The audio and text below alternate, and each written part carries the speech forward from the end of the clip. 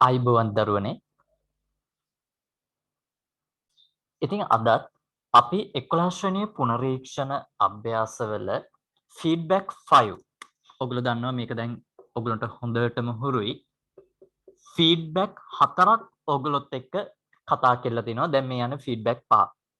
එතකොට මේ ෆීඩ්බැක් ප්‍රශ්න 10 ඔයගොල්ලෝ කරා නම් ඔයගොල්ලන්ට තේරෙවි මේ ෆීඩ්බැක් ඔස්සේ ඔයගොල්ලන්ට පළවෙනි එකම නැත්නම් 10 ශ්‍රේණියේ ෆස්ට් පාර්ට් එක ඔයගොල්ලන්ට සම්පූර්ණයෙන්ම කවර් වෙන විදිහ තමයි මේ පහ ඔස්සේ අපි කළා තියෙන්නේ. සහ ඒ වගේම දෙවෙනි කොටස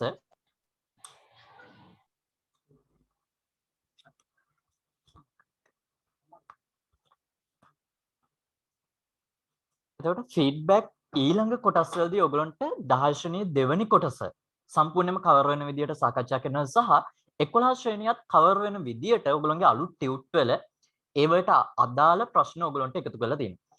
එතකොට අපි යමු ෆීඩ්බැක් 5. එහෙම නැත්නම් මේ පසු විපරම් පස්වෙන පේපර් එකේදී කොහොමද අපි මෙන්න මේකට අදාළ ප්‍රශ්න සාකච්ඡා වෙන්නේ සහ උත්තර ගන්න කියලා. ඔයගොල්ලෝ බලන්න ඇති මේ පේපර් එක ටිකක් කලින්ට වඩා සංකීර්ණ වෙලා සහ හිතන්න පුරුදු කළා. ඒ ආකාරයේ දෙයක් අපි මුලින්ම පළවෙනි ප්‍රශ්නෙට යන්. එතකොට ඔයගොල්ලන්ට දැක ගන්න පුළුවන් මොකක්ද මේ ප්‍රශ්නේ සහ ඒකට අදාළ කාරණේ. ටිකක් වෙනස් ප්‍රශ්නයක්. ඔයගොල්ලෝ හිතුවට වඩා අහලා තියෙන දේ ඉතාමත් වෙනස්. අපි චූට්ටක් බලමු. හැමෝම මේ ප්‍රශ්නෙට ආන්සර්ස් දෙන්න ඇති. මට චූට්ටක් මම ප්‍රශ්න මුලින්ම කියවලා ඉන්නම්. ඔයගොල්ලෝගේ ආන්සර් එක මට පොඩක් කියන්න අත උස්සලා නැත්නම් අපේ chat box එකේ ඔයගොල්ලෝගේ ආන්සර් එක දාන්න පුළුවන්. අපි බලමු මුලින්ම ප්‍රශ්නය. ස්කන්ධය ග්‍රෑම් 10ක් වන උණ්ඩයක් 500 ms ඍණයක ප්‍රවේගයෙන් තුවක්කුවකින් නිකුත් වේ. එය මීටර් 200ක් දුරින් වූ වස්තුවක් වැඩි තප්පර දෙකක් තුල නිශ්චල වූයේ නම් උණ්ඩය මගින් ඇති කර බලය කොපමණද? බලය කොපමණද? මට පොඩ්ඩක් මේකට ආන්සර් එක ඔයගොල්ලෝ හරියට හදලා chat එකේ chat box එකේ චූට්ටක් දාන්න. අපි බලමු නිවැරදිවම ආන්සර් එක කවුද ගන්න කියලා. චුට්ට ආන්සර් එක දාන්න. හදපු අය ඉන්නවනම් චුට්ටක් ආන්සර් එක මට අත උස්සන්න. ගොඩාක්ම වැදගත් ප්‍රශ්නයක්.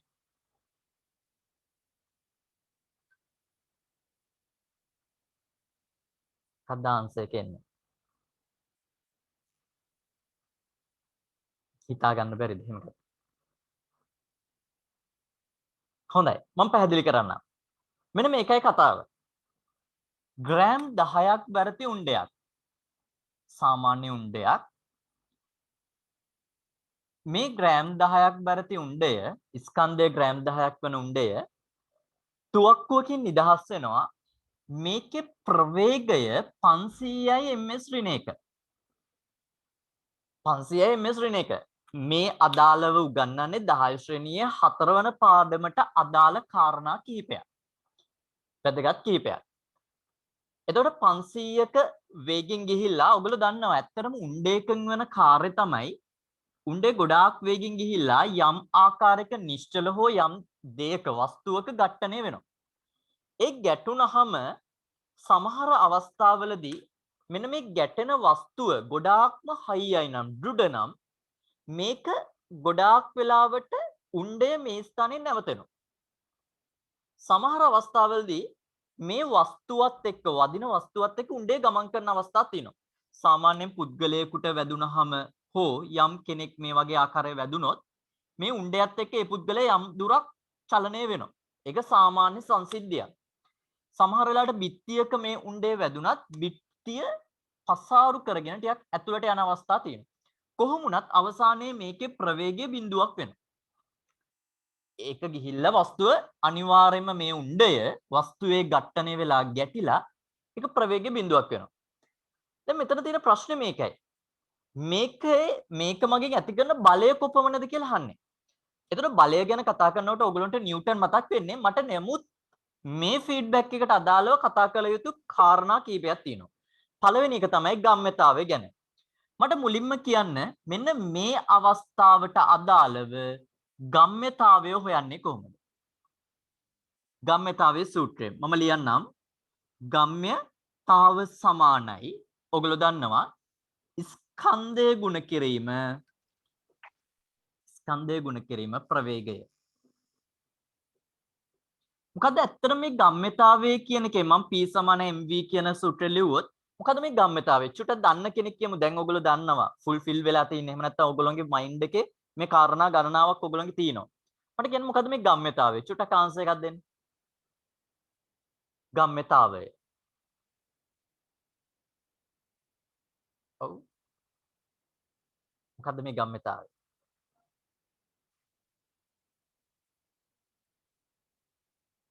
පියුමි සඳුෂි විහංග මොකද්ද මේ ගම්මිතාවයක් කියන්නේ පාඩමේ නෑ වගේ හොඳයි ඉදිරියේදී දැන් මේ විවරණ අද උගන්වුවට පස්සේ අනිවාර්යයෙන් මේක ඔළුවේ තියෙන්න ඕන මොකද ඉගෙනගෙන නිසා ගම්මිතාවයක් කියන්නේ යම් දෙයක් මගින් ඒ කියන්නේ නවත්වන්න තියෙන අපහසුව මේක ඇත්තම කාරණේ සරලවම ඔයගලන්ට පැහැදිලි කරොත් නවත්තන්න තියෙන අමාරුව අපහසුව උදාහරණයක් මෙහෙම කියමු මේ හොඳට උදාහරණය ඔළුවට ගන්න දැන් හිතන්න මම සාමාන්‍ය පන්දුවක් එහෙම නැත්නම් අපි ක්‍රිකට් ගහන පන්දුවක් කෙනෙක්ට යොමු කරනවා මේ අවස්ථාවේදී මේ පන්දුව කෙනෙක්ට අල්ලන්න හැකියාව තියෙනවා කැච් කරන්න හැකියාව තියෙනවා නමුත් නිකන් හිතන්න මම මේ පන්දුවේ ස්කන්ධය වැඩි කරොත් එහෙම නැත්නම් මම ඒ වෙනුවට යගුලියක් භාවිතා කරලා මම ඒ පුද්ගලයාට විසික් කරනවා දැන් හිතන්න යගුලියයි සාමාන්‍ය පන්දුවයි අතර වෙනස තමයි සාමාන්‍ය පන්දුවට වඩා යගුලියේ ස්කන්ධය වැඩි අර විදියට මම විසි කරාම අනිත් පාර්ශවයට ඒක අල්ලගන්න අමාරුයි ඇයි ඒක යාට නවත්ත ගන්න බෑ හේතුව ඒකේ ස්කන්ධය වැඩි එහෙනම් අපිට නවත්ත ගන්න බැරි එක සාධකයක් තමයි ස්කන්ධය. යම් දෙයක ස්කන්ධය වැඩි නම් ඒක නවත්තන්න හරි අමාරුයි. අපි හිතමු විශාල බරපතලපු ලොරියක් පිටිපස්සට එනවා. මිනිස්සු ගොඩාක් හිටියත් අපිට ඒක ගොඩාක් වෙලාවට නවත්තන්න අමාරු ස්කන්ධය වැඩි නිසා. දෙවෙනි කාරණා. අපි ඒකත් හිතලා බලමු. දැන් හිතන්න උණ්ඩයක් අරගෙන උණ්ඩයක් අපේ අතට අරගෙන කෙනෙක්ට විසි කරනවා. ඒ පුද්ගලයා මැරෙනවද? නැහැ. හැබැයි ඒ පුද්ගලයාට ඒ උණ්ඩය නිවැරදිව අල්ලා ගැනීම හැකියාවක් තියෙනවා. මොකද උණ්ඩයක් සාමාන්‍ය ඊටමත් අඩු ස්කන්ධයකින් යුක්තයි. හිතන්න ඒ උණ්ඩයම තුවක්කුවකට දාලා වේගයෙන් ඒකෙන් නිකුත් කරොත් ඒ උණ්ඩය අල්ලන්න පුළුවන්. කොහෙත්ම බෑ. ඇයි? ඒ උණ්ඩේ ස්කන්ධය අඩු වුණාට එයාගේ ප්‍රවේගය වැඩි. ඒකේ තේරුම තමයි ඒ කියන්නේ අපට ගම්මිතාව කියන්නේ නවත්තන්න තියෙන අපහසුව. එහෙනම් අර කිව්වා වගේ ස්කන්ධය වැඩි වුණාමත් ඒ දේ නවත්තන්න අමාරුයි. ප්‍රවේගය වැඩි වුණාම නවත්තන්න බෑ. ඒකයි ගම්මිතාවයෙන් සැබෑම තේරුම ඕගොල්ලන්ට අදහස් කරන්නේ. ඉතින් මට මෙතනදී මුලින්ම කතා කරන්න ඕනේ ගම්මිතාවය ගැන. ගම්මිතාවයට අදාළ මෙතන ස්කන්ධය දීලා තිනවා ග්‍රෑම් 10යි. හොඳට මතක තියාගන්න අපි ග්‍රෑම් වලින් නෙවෙයි ආදේශ කරන්නේ මේක කිලෝග්‍රෑම් වලින්. ඒ නිසා ග්‍රෑම් කිලෝග්‍රෑම් කිරීම සඳහා 1000න් බෙදන්නම ඕන. එතකොට අපට ලැබෙන්නේ කිලෝග්‍රෑම් වලින් මේකේ ප්‍රවේගය 500යි ms ඍණ 1. එතකොට මට එනවා මේකට අදාළව අපිට සරලව මේ විදියට අයින් කපන්න පුළුවන්. එතකොට එනවා 5යි kg ms ඍණ 1 කියලා ආන්සර් එක. මේ මොකද්ද මට ආවේ ගම්මිතාවය. ගානේ අහන්නේ ගම්මිතාවය නෙවෙයි. බය වෙන්න එපා. මට මේකේ කතා කරන්න ඕන කාරණේ මුලින්ම ගම්මිතාවය. මේකට අපි කියනවා ඇත්තටම ආරම්භක ගම්මිතාවය. ඇයි මේ උණ්ඩය ආරම්භයේදී ඇතිවන ගම්මිතාවය නිසා. ආරම්භක ගම්මිතාවය. මට ඒ වගේම ඕන වෙනවා චුට්ටක් කතා කරන්න අවසාන ගම්මිතාව.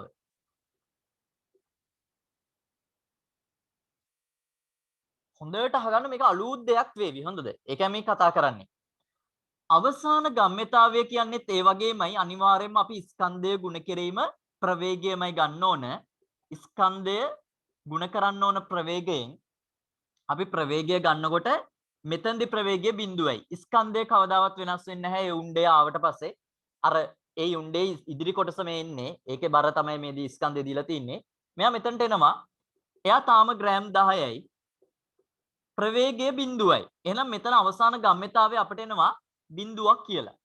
අවසාන ගම්මිතාවයක් නැහැ. එහෙනම් මේ තමයි ආරම්භක ගම්මිතාවය, මේ තමයි අවසාන ගම්මිතාවය. මුලින්ම ගම්මිතාවය කියන කාරණේ ඔලුවට ගමු. ඊට පස්සේ අපි දෙවෙනි කොටසට යමු. මුලින්ම චුට්ටක් මේ ඩයග්‍රෑම් එකත් එක්ක මේ රූපෙත් එක්ක මේ ගම්මිතාවයේ කොටස චුට්ටක් ලියාගෙනමු. ඔයගොල්ලෝගේ නෝට් එකේ ෆීඩ්බැක් 5 කියලා දාගමු. සහ පළවෙනි අංකය ඉලක්කම දාලා අපි මීට අදාළව ලියාගමු ඉක්මනටම.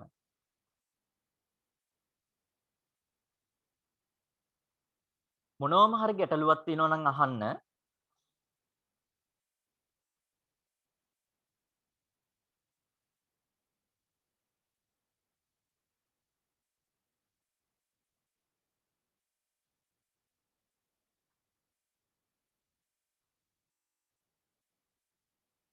බය වෙන්න එපා ගානේ අහන්නේ ගම්මිතාවය ආශ්‍රිත නෙවෙයි බලය ආශ්‍රිතව.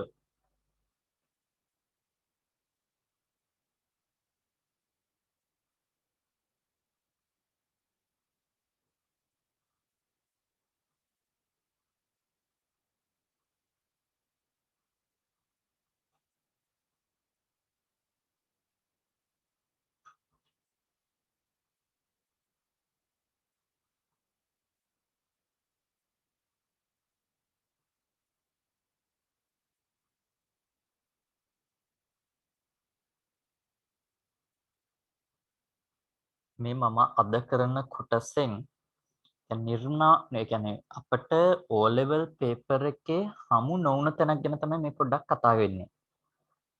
එන්න පුළුවන් තැනක් සිලබස් එකේ ටිකක් ගැඹුරට හිතලා එන්න පුළුවන් තැනක්.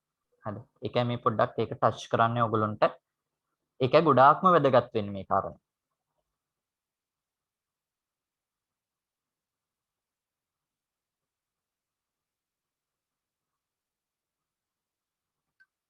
හොඳයි.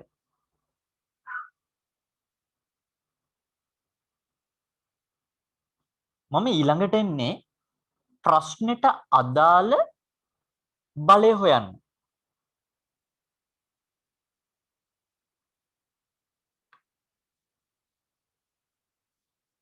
ඉක්මනට දාගත යුතුයි. හොඳයි. දැන් හිතන්න අපි දන්නවා F සමානයි ma කියලා සූත්‍රයක් තියෙනවා. මේක නිව්ටන් දෙවන නියමයේ ආශ්‍රිත. දැන් ඔයගලන්ට නිව්ටන් නියම ඔයගොල්ලෝ දන්නවා. අපි ෆීඩ්බැක් පරණ ඒවල නිව්ටන් නියම ගැන කාරණා තුන ගැන ලිව්වා.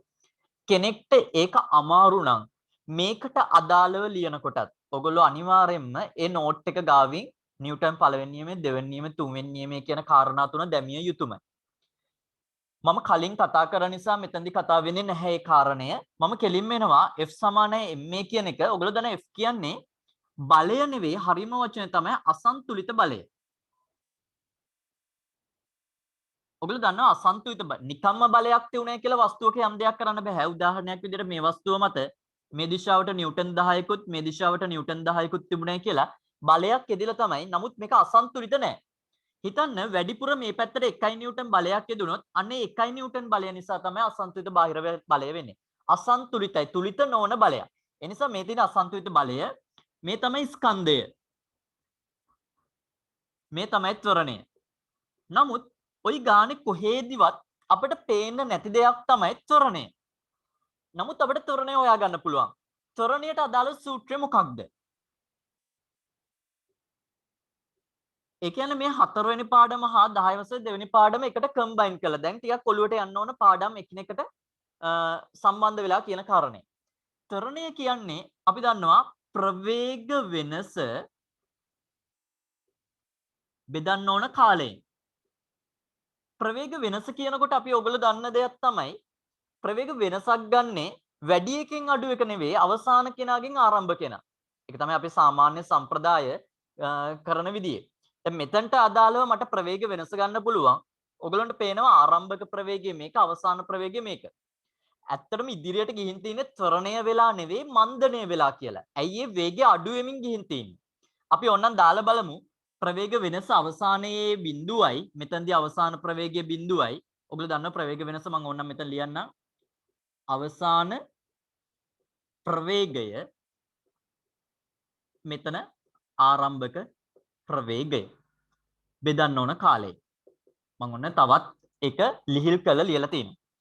අවසාන ප්‍රවේගයේ විදිහට අපිට ගන්න වෙන්නේ බිඳුවයි ආරම්භක ප්‍රවේගය 500යි ms ඍණ 1 කාලය ගානේ දක්වලා තිනවා. ඒ තමයි තත්පර දෙකක් ඇතුළත තමයි මේක නිශ්චල වෙන්නේ. ඒ නිසා මෙතන එනවා 250යි ms ඍණ 2 ත්වරණයක් මන්දනයක් ඇත්තටම තියෙන්නේ. ත්වරණීය අංශයක නම් මේක ඔයගොල්ලෝ මේක දන්නවා ත්වරණය ලියුවොත් ඍණාංශ එකක්. නමුත් මන්දනය වෙනවා නම් ස්ලෝ වෙනවා නම් මේක 250යි කියලා අපි ලියනවා. මේ කාරණේ දන්න. ත්වරණය ආවා. මට ඇත්තටම මෙතනට ගානට අදාළ වෙන්නේ ත්වරණය. එහෙනම් ස්කන්ධය ගුණ කරොත් 10 ග්‍රෑම් කියන එක අපි අනිවාර්යයෙන්ම කිලෝග්‍රෑම් විදියට දක්වන්නේ.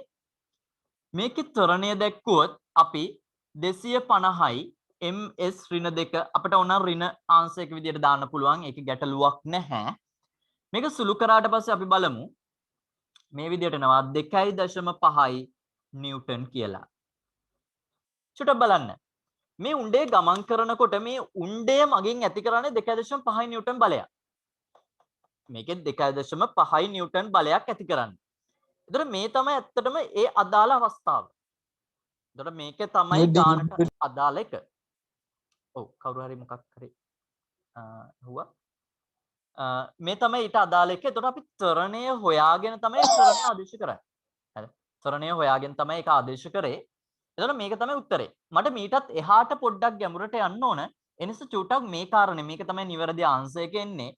ඔයගලොන්ට මීට අදාළව චූටි දුරක් අපිට යන්න ඕනේ. ඒ නිසා චූටක් මේ කාරණේ ලියාගමු.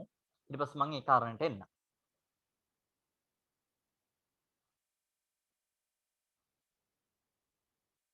ඔතන ගානේ දීලා තියෙනවා අපිව නොමග යවන්න.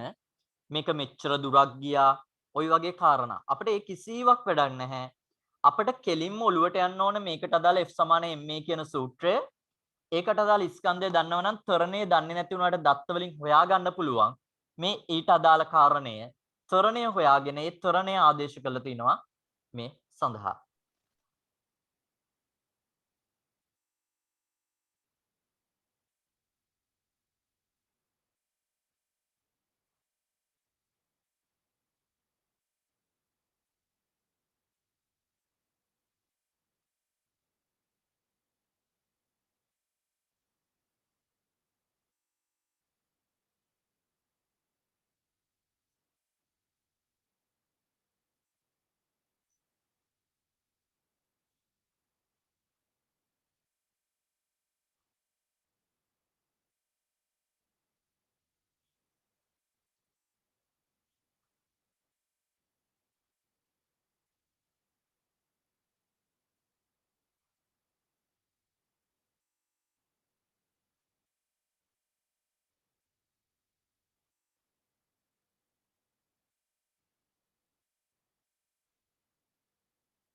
ත්වරණය හොයාගෙන තමයි මෙතනට අපි ආවේ.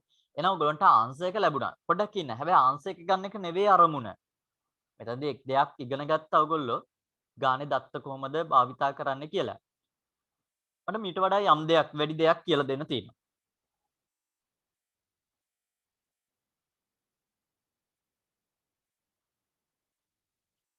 හරි.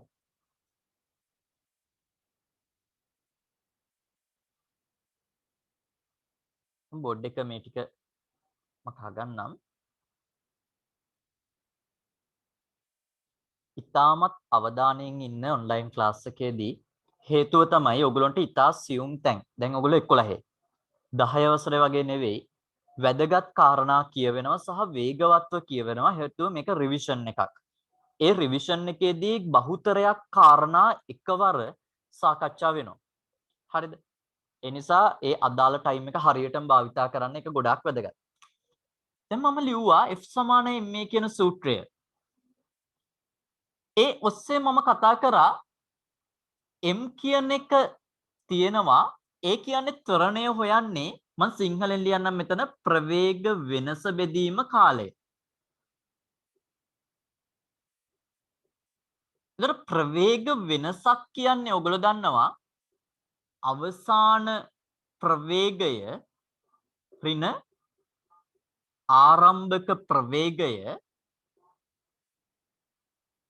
බෙදන්න ඕන කාලයෙන්. ඇත්තට මේක තමයි ත්වරණය. මම ඊට අදාළ කාරණේ තමයි මේ ලියලා තියෙන්නේ. දැන් මෙහෙම දෙයක් හිතන්න. ප්‍රවේගය ස්කන්ධයේ ගුණ වුණොත් මොකක්ද එන්නේ? ඔයගොල්ලෝ දන්නවා ගම්ම්‍යතාවය කියන සූත්‍රය. ඒ කියන්නේ P = mv නේ. දැන් හිතන්න මම මෙතනදි ගන්නවා ස්කන්ධය කියන කෙනා ගුණ කරනවා අවසාන ප්‍රවේගයෙන්. ඍණ ස්කන්ධය ගුණ කිරීම ආරම්භක ප්‍රවේගය බෙදනවා කාලය. අයිම චුට්ටක් කියන්නම්. ඔයගලන්ට ගාන පටන් ගන්නකොටම අපි කියපු දෙයක් තමයි ස්කන්ධය ප්‍රවේගයෙන් ගුණ කරලා ගම්‍යතාවය හොයාගත්තා. මෙතන ගම්‍යතාවය හොයාගත්තා. මම එතනදී ලියපු වචන දෙයක් තමයි අවසාන ගම්‍යතාවය හා ආරම්භක ගම්‍යතාවය. බලන් ගියාම මේ තියෙන්නේ අවසාන ගම්‍යතාවය වගේ දෙයක්. අවසාන ගම්‍යතාව. මේ ඉන්නේ කවුද? ස්කන්ධය ගුණ කිරීම ආරම්භක ප්‍රවේගය කියන්නේ ආරම්භක ගම්‍යතාවය.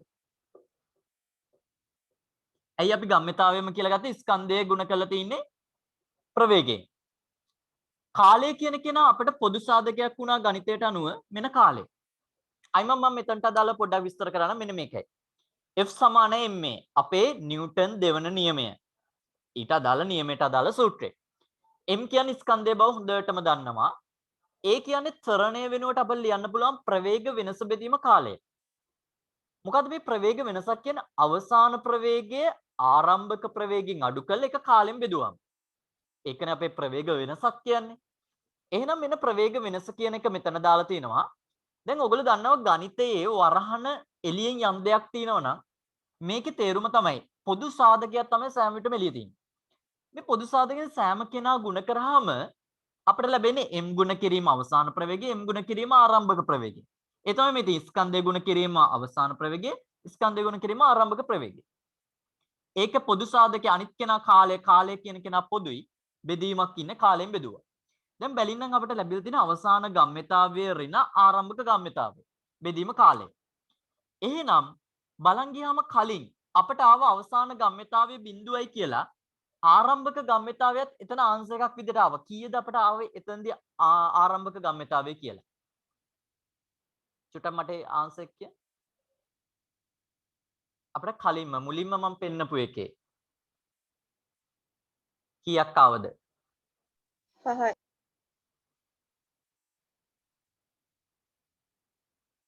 කීයද? 5ක් කියලා ආවා. ඔව්. 5යි. ඔයගොල්ලෝ මතකද kgms ඍණ 1 කියලා. දැන් මේක කාලය අපිට ඇත්තටම තප්පර දෙකක් ගිහින් තිනවා. දැන් හිතන්න මේක බෙදුවේ කියලා. දැන් කීයක් එන්න ඕනද? බිඳුවෙන් ඍණ 5 අඩු කරාම ඇත්තටම ඍණ 5යි. ඍණ 5 දෙකෙන් බෙදුවට පස්සේ ඍණ 2.5යි kg ms ඍණ 2 නොහොත් මේ කීයද? 2.5යි නිව්ටන්. ඍණ අංශයෙන් තේරුම දිශාව විරුද්ධව ක්‍රියා කරනවා කියලා. ඔතනට එතකොට අදාළව අපිට එනවා අංශ එක කීයද? 2.5යි නිව්ටන් කියලා. මම ගත්තේ කොහොමද? අලුත් ක්‍රමවේදයක් ගත්තා. ඒ තමයි අවසාන ගම්‍යතාවෙන් ආරම්භක ගම්‍යතාවය අඩු කරලා එහෙම නැත්නම් මේකට අපි සරලව කියන්න පුළුවන් ගම්‍යතාවය වෙනස් වීම කියලා. මම ඉදිරියේ තව ගානක මේක පෙන්නනවා ටිකක් සංකීර්ණ කාරණයක් මෙතනදී ඇවිල්ලා නිසා ගම්‍යතාව වෙනසෙන් කාලය බෙදලා තියෙනවා. ඒතර අපිට බලය හොයාගන්න පුළුවන් තව ක්‍රමයක් තමයි ඔයගොල්ලෝ දන්න ස්කන්ධය ගුණ කිරීම ත්වරණය නොහොත් ප්‍රවේග වෙනස් වීමේ කාලය. ඒකට මම අලුත් දෙයක් එකතු කරා. ඒ තමයි අවසාන ගම්‍යතාවය ආරම්භක ගම්‍යතාවෙන් අඩු කරලා කාලෙන් බෙදලා. මේ වගේ ප්‍රශ්න මම කිව්වේ O level නැහැ. නමුත් ඔයගොල්ලෝ දකිනවා විවිධාකාරයේ විවිධ පළාත්වල පේපර්ස් කරනකොට ටිකක් ගැඹුරුයි. අපි හැමදාම එක තැන හිටිය යුතු නැහැ. ඒකයි මම කියන්නේ. අපි ටිකක් ගැඹුරට යන්න ඕන. බ්‍රයිටෝමීටර් කියන අයට දෙයක් දෙන්න ඕන. ඒ වගේම සරල මට්ටමේ නෝමල් මට්ටමේ ඉන්න කෙනෙක් බ්‍රයිටම් බවට පත් කරන්න ඕනේ. ඒකයි මම මේ කාරණා ටිකක් ඉස්මතු කරන්නේ. මේ කාරණා අයිමත් ලියාගමු. ගොඩාක් හොඳයි. ඒ වගේම තමයි ඔයගලන්ට නොතේරෙන තැනක් තියෙනවා නම් අහන්න පුළුවන් කිසිදු ප්‍රශ්නයක් නැහැ. මොකද ඒ තරම් වැදගත්. සහ කෙනෙක්ට නොතේරෙනවා නම් හෝ ටිකක් ගැඹුරුයි වගේ හිතනවා නැවත නැවත බලන්න. ඒ බලලා අයිමත් තේරෙන්නේ නැත්නම් මගෙන් චුට්ටක් අහන්න. එතකොට ඔයගලන්ට වඩාත් මේක පැහැදිලි කරගන්න පුළුවන්. අපි ඉක්මනට ලියාගමු මේ වෙනත් ක්‍රමවේදයක් ඔස්සේ මම මේ කතාව අරන් තින්නේ. මට මෙතනදී මෙන්න මේ සංකල්පය පොඩ්ඩක් ඔලුවට දාන්න ඕන වුණා. අවසාන ගම්‍යතාවය ආරම්භ ගම්‍යතාවෙන් අඩු කරලා කාලෙන් බෙදලා කියන කාරණා. අපි ඉක්මනටම දාගමු මේක.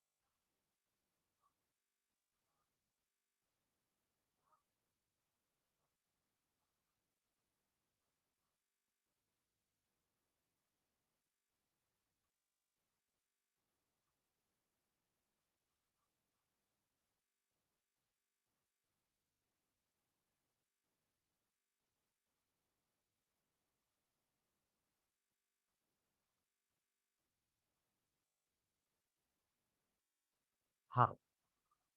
අපි යමු දෙවෙනි ප්‍රශ්නෙට.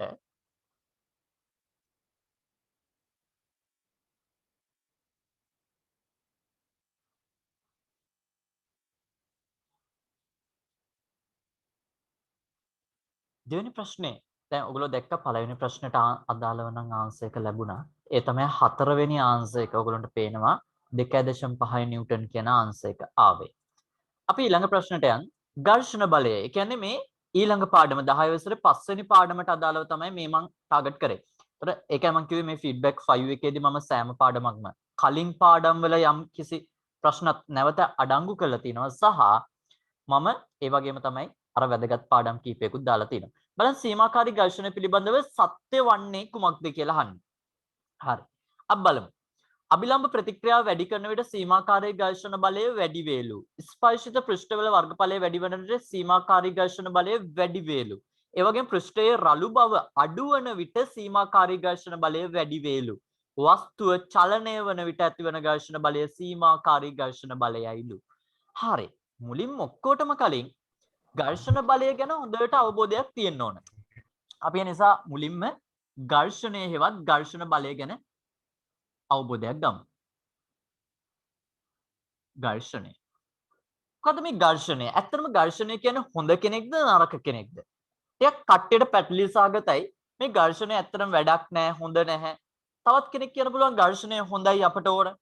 ඇත්තටම ගත්තොත් ලෝකයේ බහුතරයක්ම අපි විශ්වාස කරන්නේ සහ අනුගමනය කරන්නේ මේ ඝර්ෂණය හොඳ කෙනෙක්. එහෙම නැත්නම් අපි මේකට කියනවා සංරෝධී කෙනෙක්. එහෙම නැත්නම් අපට උදව් වෙන කෙනෙක්. ඇයි මං එහෙම කියන්නේ? හිතන්න අපි ඇවිදිනකොට චූට්ටක් මනෝමයෙන් හිතන්න අපි ඇවිදිනකොට මේ ඝර්ෂණය පොළවේ ඝර්ෂණයක් නොතිබුණා නම් ඔයගලට කුමක් සිදු වේද? කවදාවත් ඇවිදින්න බෑ. හොඳම උදාහරණය තමයි පොළවේ මේක කරන්න යන්න එපා.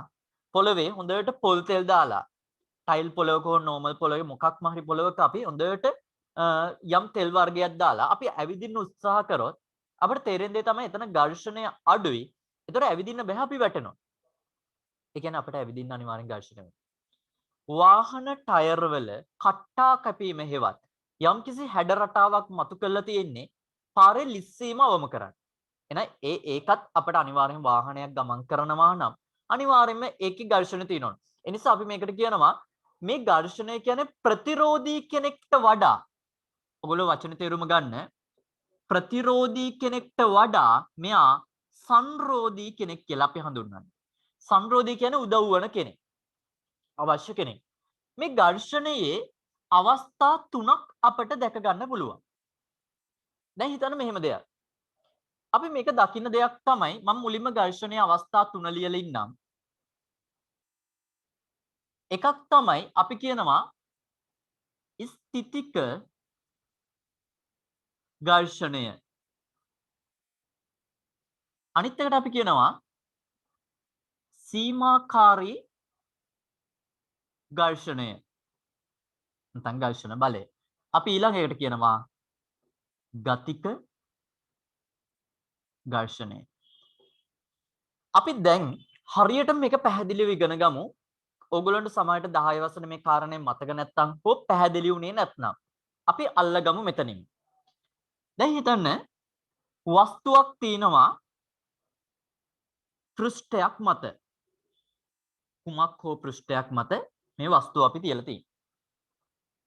මේ වස්තුව මත මම යොදනවා බලයක් 10යි නිව්ටන් බලයක්.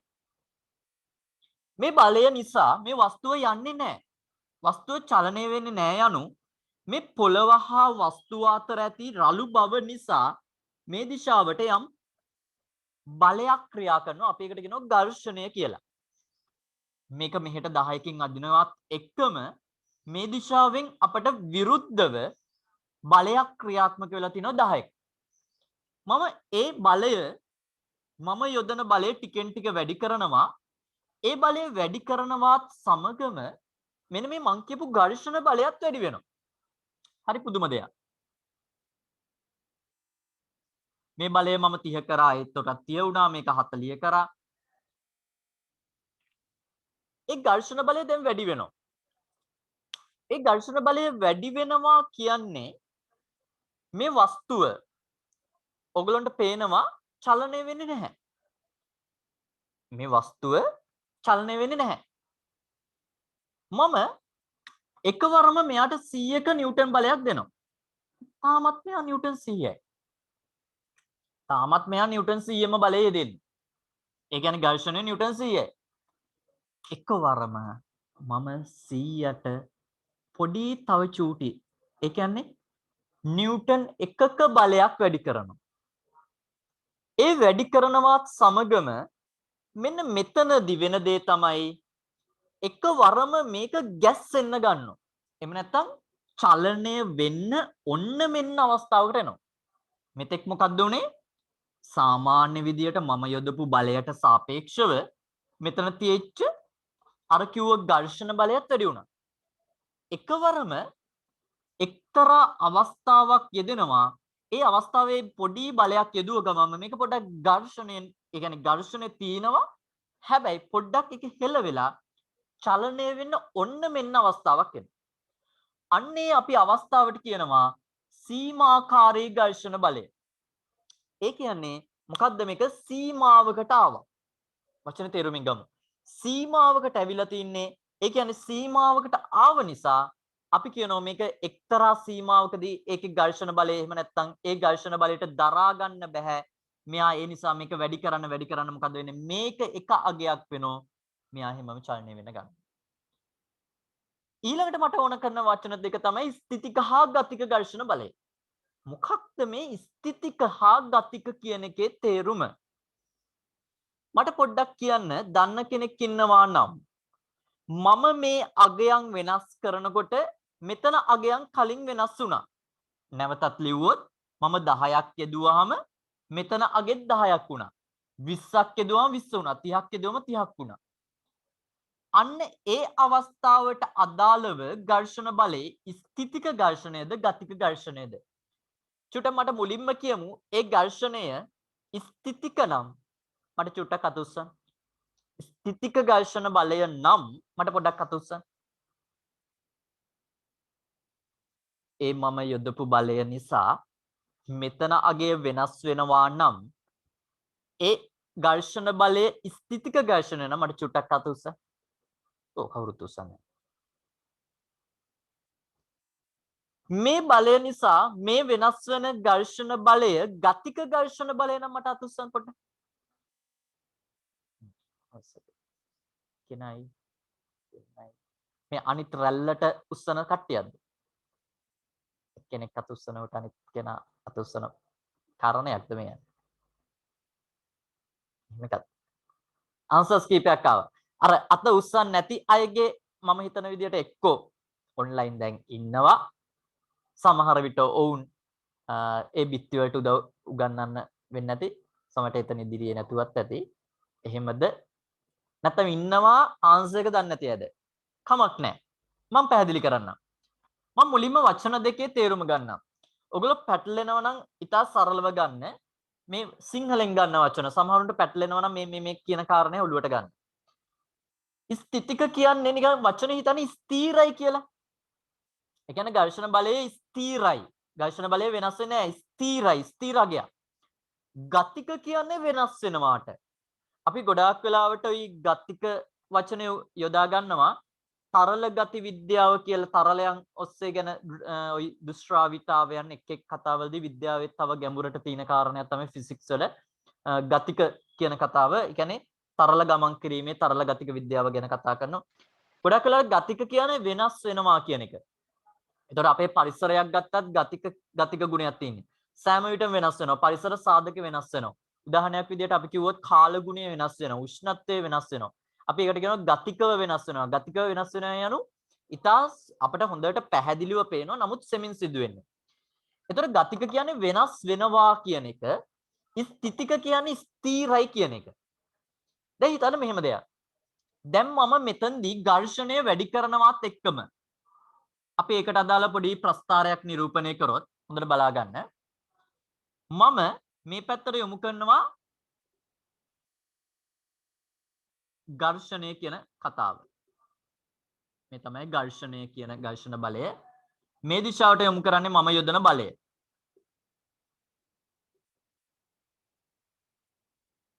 මම යොදන බලයත් එක්ක බලන්න ඝර්ෂණය වැඩි වෙනවා. දැන් මම මෙතන 10ක් කරොත් මේ අගය 20ක් වෙනවා. මම මේක 30ක් කරොත් මේක 30ක් වෙනවා. ඒ කියන්නේ මේක වැඩි වෙනවා. ඒ නිසා අපි කියනවා මේ අගයට අනුව මේක වෙනස් වෙන නිසා මේක ගතික ඝර්ෂණ බලයක්. මම ප්‍රස්ථාරය නිරූපණය කරොත් ඇත්තටම මෙන්න මේ හැඩයක් එනවා. ඔයගොල්ලෝ දන්නවා යොදන බලය යම් අගයක් වේද ඊට අදාළව මේ ඝර්ෂණය වැඩි වෙනවා. ඊට අදාළව වැඩි වෙනවා. එක්තරා අවස්ථාවක් එනවා මම ඉස්සෙල්ලා කිව්වා වගේ මේක 100ක් කියලා ගත්තා. මම මෙතනට අදාළව ගත්ත 100ක් කියලා ඝර්ෂණය. මේ 100ක් උණ ගමන්ම මෙයත් 100යි. මම එකවරම 101ක් දෙනවා. ඒ දුන්න ගමන්ම මේ වස්තුව පොඩ්ඩක් හෙල වෙන්න ගන්නවා. මම ඊළඟට ඒ 101 102 103 හෝ නැත්නම් 110 120 කොයි අගය වෙනස් කරත් ඝර්ෂණය කියන එක වෙනස් වෙන්නේ නැහැ. අන්න අපි කියනවා මෙන්න මෙතනදි මම අර චූට්ටක් කිව්වා මෙන්න මේ වගේ ගතික ඇත්තටම ඝර්ෂණ බලය චූට්ටක් වෙනස් වෙලා මෙන්න මෙහෙම තත්වයකට එනවා. ඝර්ෂණ බලය නියතයක් වෙනවා. එක්තරා අගයක් එනවා. එතකොට ඝර්ෂණ බලයේ එකම අගයක පවතිනවට අපි කියනවා ස්ථිතික ඝර්ෂණ බලය. අන්න ඒ අපි යොදනකොට බලය යොදනකොට එකවරම අර ගැස්සිලා ඇතිවන ඒ අවස්ථාවට අපි අදාළව කියන සීමාකාරී. ඒක තමයි සීමාව. එතකොට මෙතනට අදාළව නම් ඇත්තටම මෙන්න මේ ස්ථානේ තමයි ඇත්තටම මේ කියන සීමාකාරී ඝර්ෂණ බලය තියෙන්නේ. සීමාකාරී ඝර්ෂණය මෙතනදි තියෙන්නේ. ඒ වගේ මේකට අපි කියනවා ස්ථිතික. ඝර්ෂණ බලය කොහෙත්ම වෙනස් වෙන්නේ නැහැ දැන්. ඒ වගේම මෙන්න මේ හැඩය මේ අනුක්‍රමණයෙන් අපිට කියනවා ගතික ඝර්ෂණ බලය. දැන් ඔයගොල්ලෝ කල්පනා කරන්න මේ දිශාවට 100යි මේ දිශාවට 110යි. ඇත්තටම බලය වැඩි නිසා ඇත්තටම මේ දිශාවට නිව්ටන් 10ක අසන්තුලිත බාහිර බලයක් එදෙලා. අසන්තුලිත කියන්නේ තුලිත නොවන බලයක්. ඒ තුලිත නොවන බලය යෙදුනහම මොකද උනේ? මේ වස්තුව චලනය වෙනවා. නමුත් ඝර්ෂණයක් තියෙනවා. ඝර්ෂණයක් තියෙනවා. පොළවත් එක ඇදීලා යන්නේ. ඒ නිසා ඝර්ෂණයක් තියෙනවා. එතකොට සමහර අවස්ථාවලදී මේ ඝර්ෂණය අඩු කරන්නත් ඕන වෙනවා. සමහර අවස්ථාවලදී වැඩි කරන්නත් ඕන වෙනවා. මට පෙන්වන්න ඕනේ උනේ මෙන්න මේ වචන තුනට අදාළව කතාව. එතකොට ස්ථිතික කියන්නේ ඝර්ෂණ බලය නියතයක්. සීමාකාරී කියන්නේ ගතික අවස්ථාවේ ඉඳන් ස්ථිතික අවස්ථාවට එනකොට ඒ අවස්ථාව සීමාවන අවස්ථාව. ගතික කියන්නේ යොදන බලයට අනුව ඒ ඝර්ෂණ බලය වෙනස් වෙනවා. ගතික ඝර්ෂණ බලය. ඊළඟට මම කැමති දැන් කියලා දෙන්න මේ කිව්ව ස්ථිතික ඝර්ෂණ බලය. මේ කිව්ව ස්ථිතික ඝර්ෂණ බලය රඳා පවතින අවස්ථා ඒ කියන්නේ මේකට හේතු වන කාරණා දෙකක් තියෙනවා. මේ ස්ථිතික ඝර්ෂණ බලය රඳා පවතින සාධක දෙකක් තියෙනවා.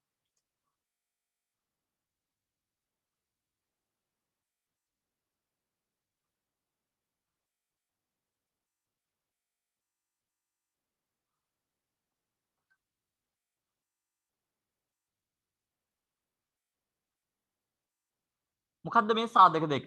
එකක් තමයි පෘෂ්ඨයේ ස්වභාවය.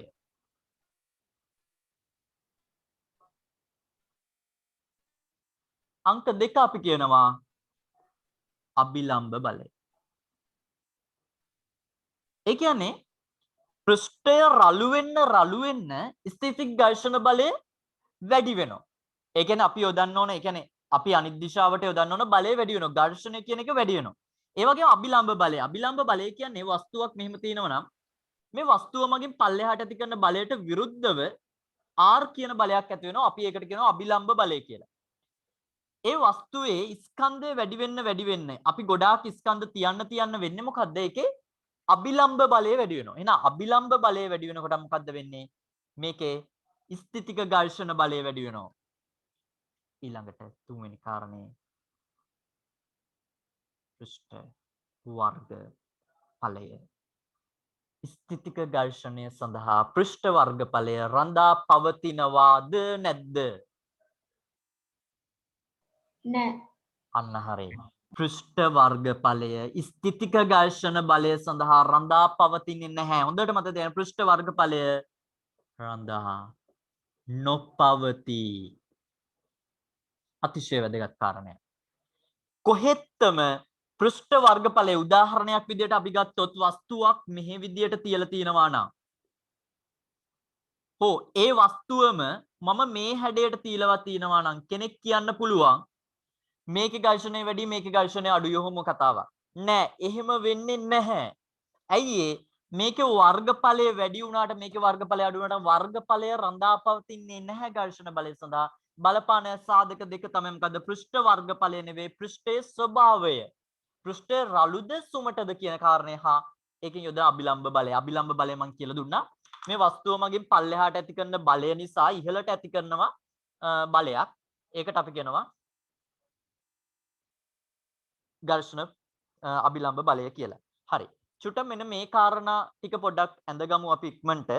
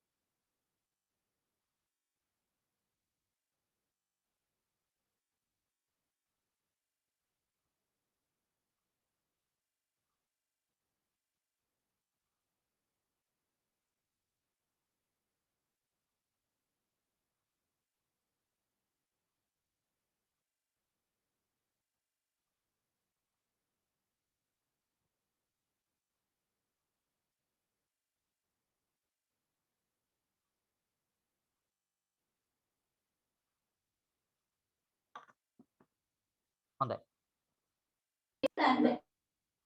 තමයි. එතනමද?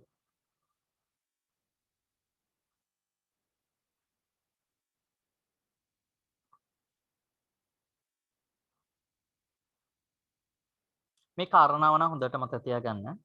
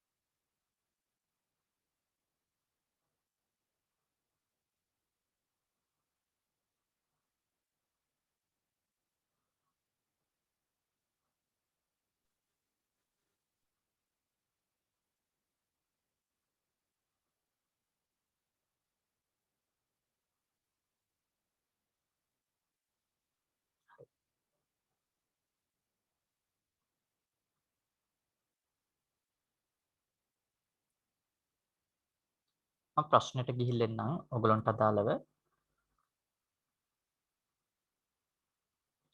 සීමාකාරී ඝර්ෂණ බලය පිළිබඳව සත්‍ය වන්නේ අභිලම්භ ප්‍රතික්‍රියාව වැඩි කරන විට සීමාකාරී ඝර්ෂණ බලය වැඩි වේ. හරියටම හරි මේ කාරණය. හොඳට බලන්න මේ කාරණය හරියටම හරි.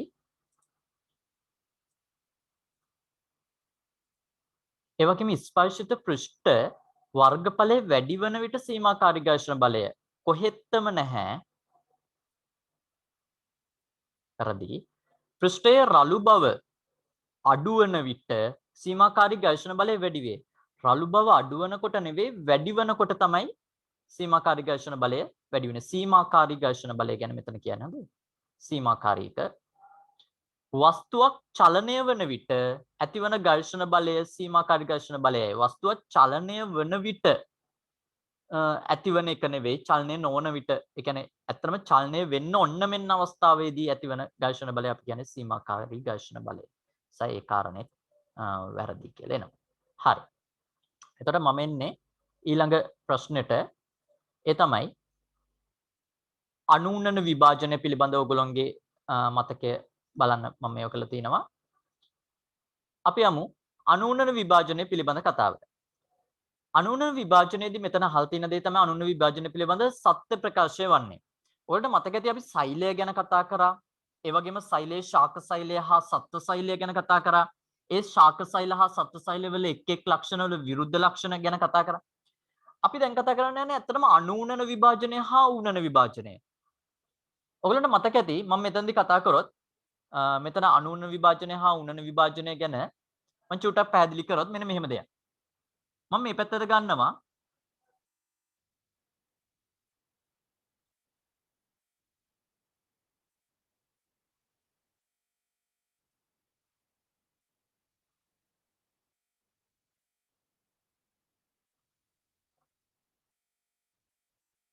ඌනන විභාජනය හා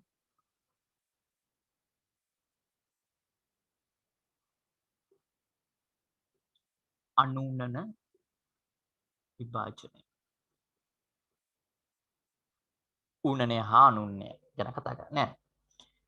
මේකයි ඌනන විභාජනය සිදුවන්නේ මාතෘ සෛලය අවස්ථා දෙකකදී විභාජනයකට ලක් වෙලා අවසානයේ ද්විත්‍ර සෛල හතරක් ගෙන දෙනවා. අපි හිතමු මෙන්න මේ වගේ ද්විගුණ සෛලයක් තියෙනවා.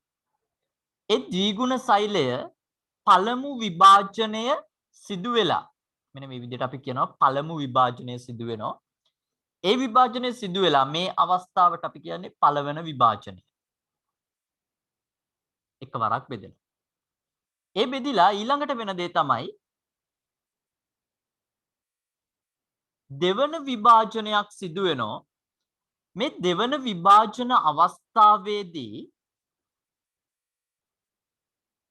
මේකේ තුල ඌ සෛල අවසානයේ ඒක ගුණ සෛල බවට පත් වෙනවා. අතන මේ තියෙන්නේ ද්විගුණ සෛල. ද්විගුණ සෛල වලින් දුහිතෘ සෛල 4 දෙනෙක් හදනවා. ඒක ගුණ සෛල. එතකොට මේක සිදුවන්නේ ඇත්තම ජන්මාණු සෑදීමේදී ජන්මාණු හදනවා යනු ඩිම්බ හා ශුක්‍රාණු නිෂ්පාදනයේදී සෑදීමේදී තමයි මේ ක්‍රියාවලිය සිදුවන්නේ. එතකොට දැන් මෙතනදී අවස්ථා දෙකකදී සිදුවෙනවා දුහිතෘ සෛල 4ක් සෑදෙනවා. ඒ වගේම තමයි මේ ක්‍රියාවලිය නිසා ප්‍රභේදන ඇති වෙනවා. ප්‍රභේදන ඇති වෙන එක හොඳයිද නරකයිද කතා කරොත් ප්‍රභේදන ඇති වෙන එක ගොඩාක් හොඳයි. ප්‍රභේදන ඇතිවීම ගොඩාක්ම ජීවීන්ගේ ඒ එක් එක් ජීවීන් සඳහා ගොඩාක්ම වැදගත් කාරණයක් වෙනවා.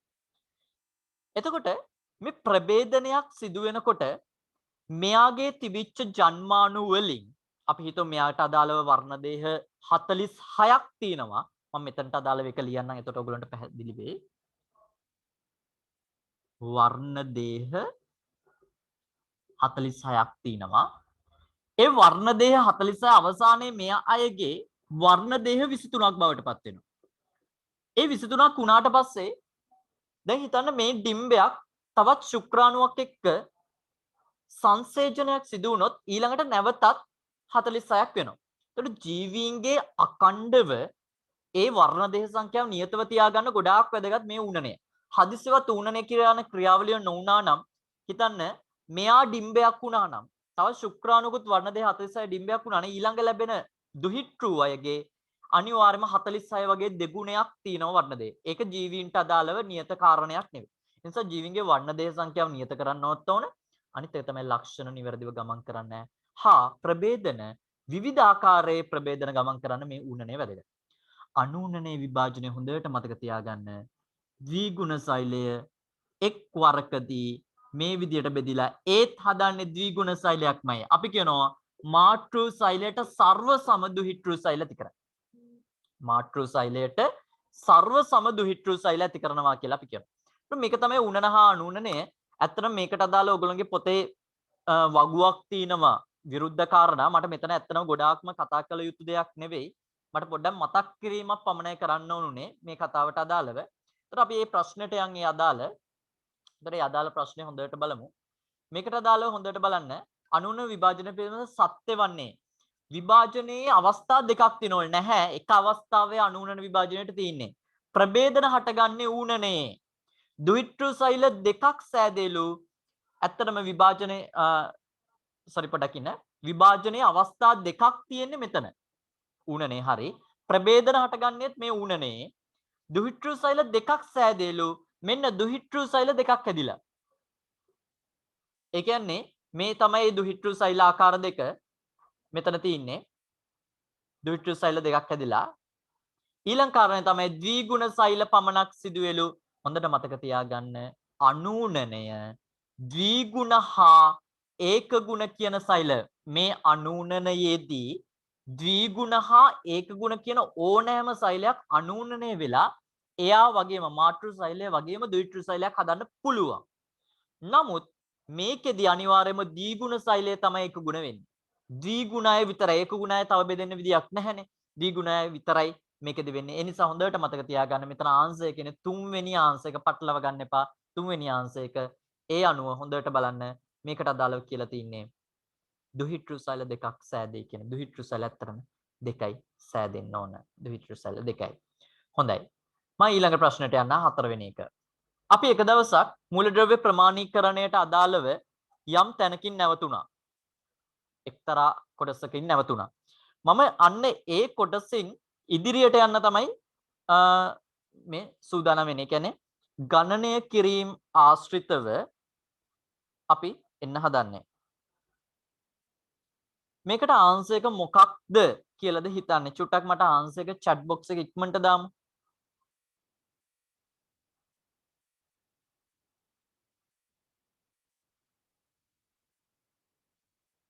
ඉක්මනට මට පොඩ්ඩක් මේකට අදාළ ආන්සර් එක මොකක්ද වෙන්න ඕන කියලා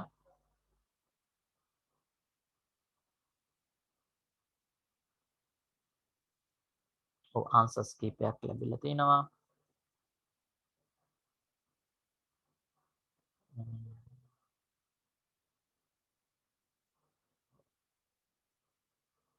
ආන්සර්ස් කීපයක් එනවා.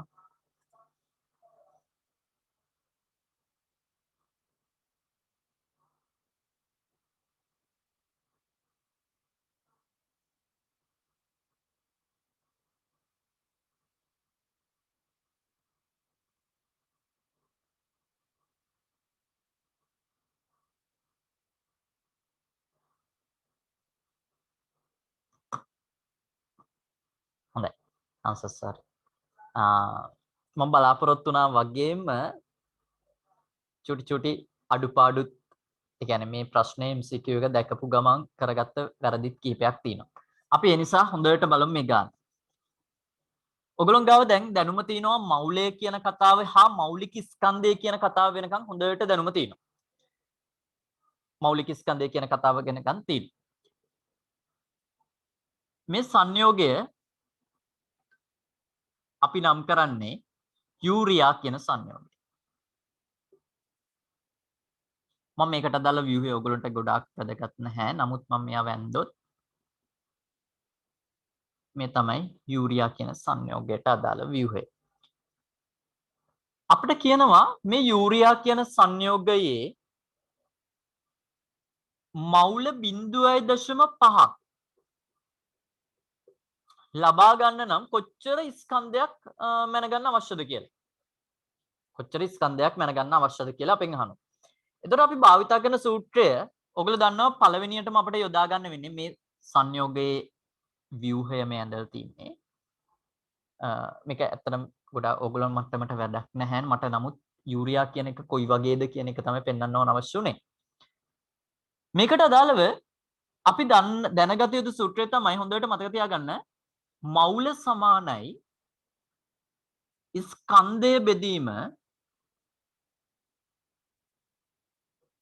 මෞලික ස්කන්ධය.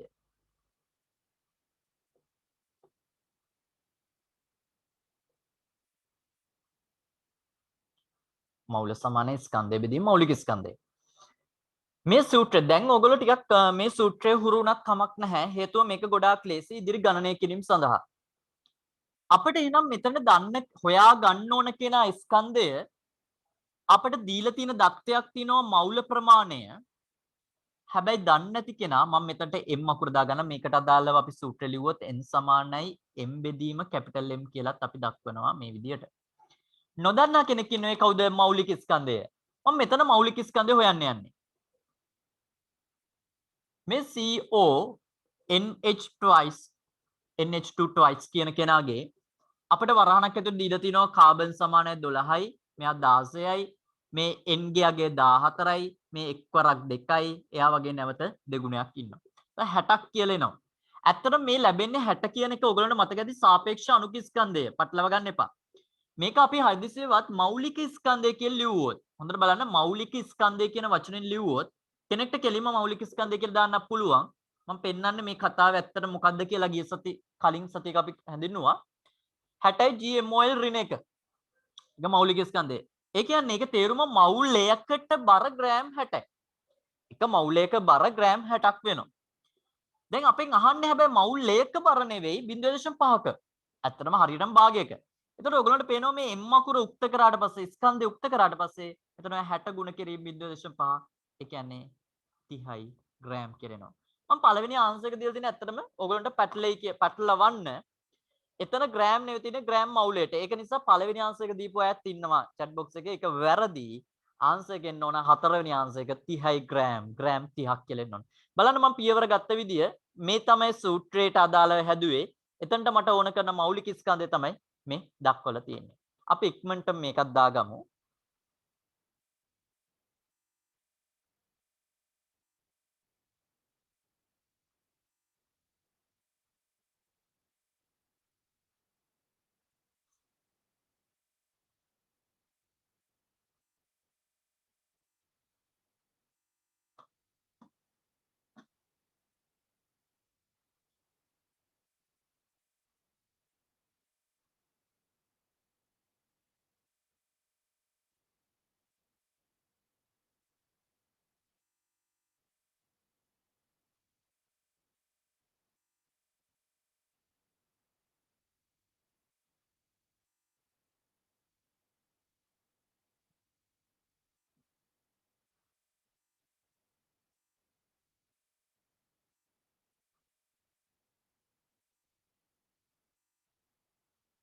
ග්‍රෑම් 30ක් කියලා එනවා. ඒතර මේ සූත්‍රය භාවිතා කරන ගොඩාක් වාසිසහගතයි. නමුත් ඔයගොල්ලෝ හොඳට මතක තියාගන්න මෞලික ස්කන්ධය අනිවාර්යයෙන්ම ගත යුතුයි. දැනගත යුතු කාරණයක්.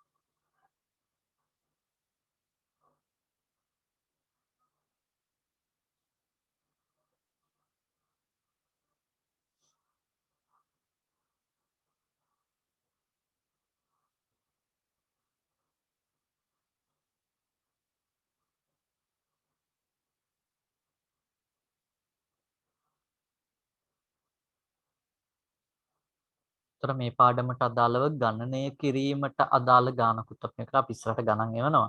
නමුත් මට මේ සංකල්පය මුලින්ම උගන්වන්න ඕනුනේ මේ පුනරීක්ෂණ පාඩම යටතේ.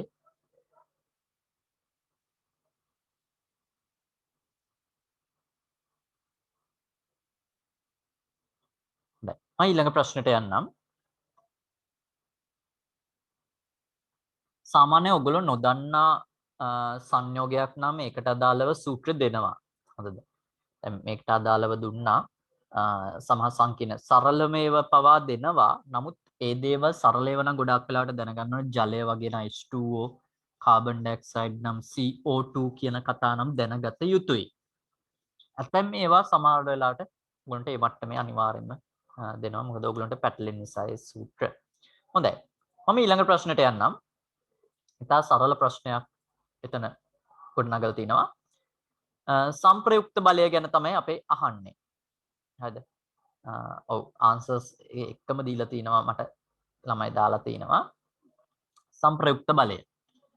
සංප්‍රයුක්ත බලය කියන්නේ ඇත්තටම හරිම තේරුම ගත්තොත් බල කිහිපයක් වෙනුවට යෙදිය හැකි තනි බලය. ඒක තමයි අපි සරලවම ගන්න පුළුවන් දේ.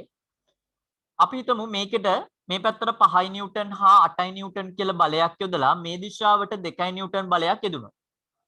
දැන් හොඳට බලන්න මේ වස්තුව එහා අනිත් දිශාවට එහෙම නැත්නම් මම හරියටම දිශාව ගත්තොත් නැගෙනහිර දිශාවට නිව්ටන් 5ක හා 8ක කියන බල දෙකකින් ඒක පැත්තට අදිනවා. එතකොට මේ වෙනුවට මේ දෙන්න වෙනුවට යොදන්න පුළුවන් තනි බලය තමයි 13ක්. කෙනෙක්ට මේ දෙක වෙනුවට මට 13ක බලයක් යොදන්න පුළුවන්. මම මේ සරල කළා මේක ඔයගලන්ට පැහැදිලි කරන්න. ඒත් එක්කම මේ දිශාවට කෙනෙක් නිව්ටන් 2කින් අදිනවා.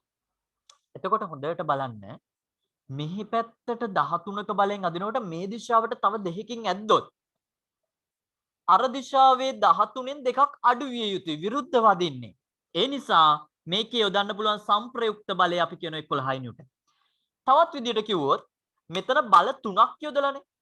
කෙනෙක්ට මේ වැඩේ කරන්න තනි බලයක් යොදලා එහෙම නැත්නම් 11ක බලයක් යොදුනම මේ වැඩේ කරගන්න පුළුවන් තනි බලයක්.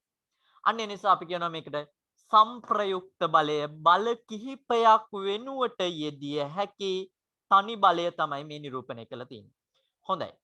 මේකට අදාළ ඇත්තටම ලියා ගන්න කාරණාවක් අදාළ නැහැ අවශ්‍ය නැහැ. මොකද ඒ තරම් සරල කාරණයක් මෙතනදී මතු කරලා තියෙන්නේ.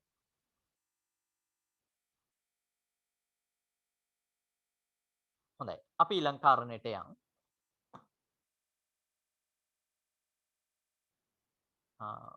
ළමයි කොච්චර උනන්දුද කිව්වොත් ඊළඟ ප්‍රශ්නට අදාළවත් ආන්සර් එක දාලා ඉවරයි.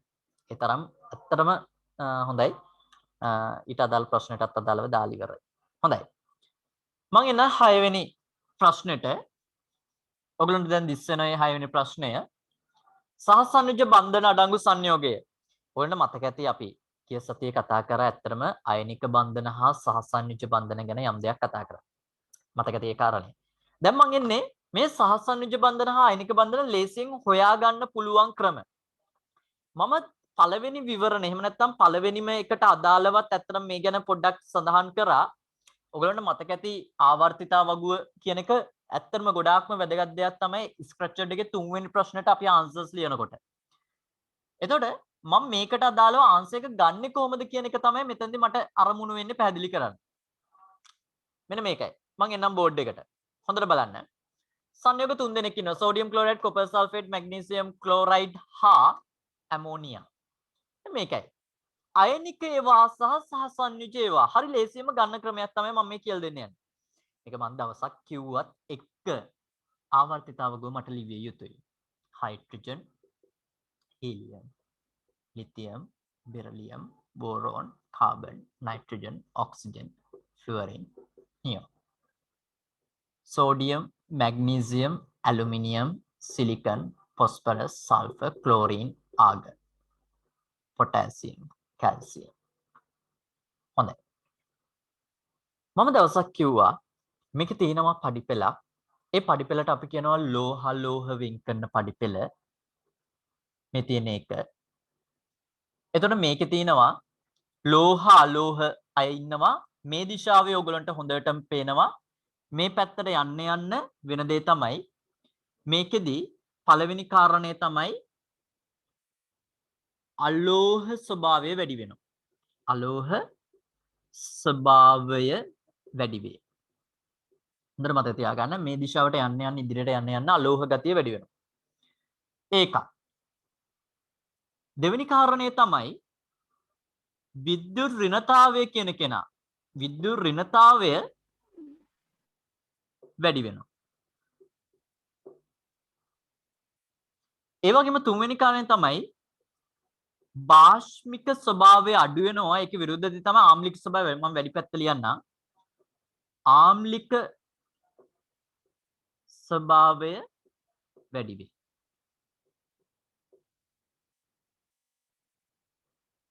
ඒ වගේම තමයි සහ සංයුජ බන්ධන සාදයි.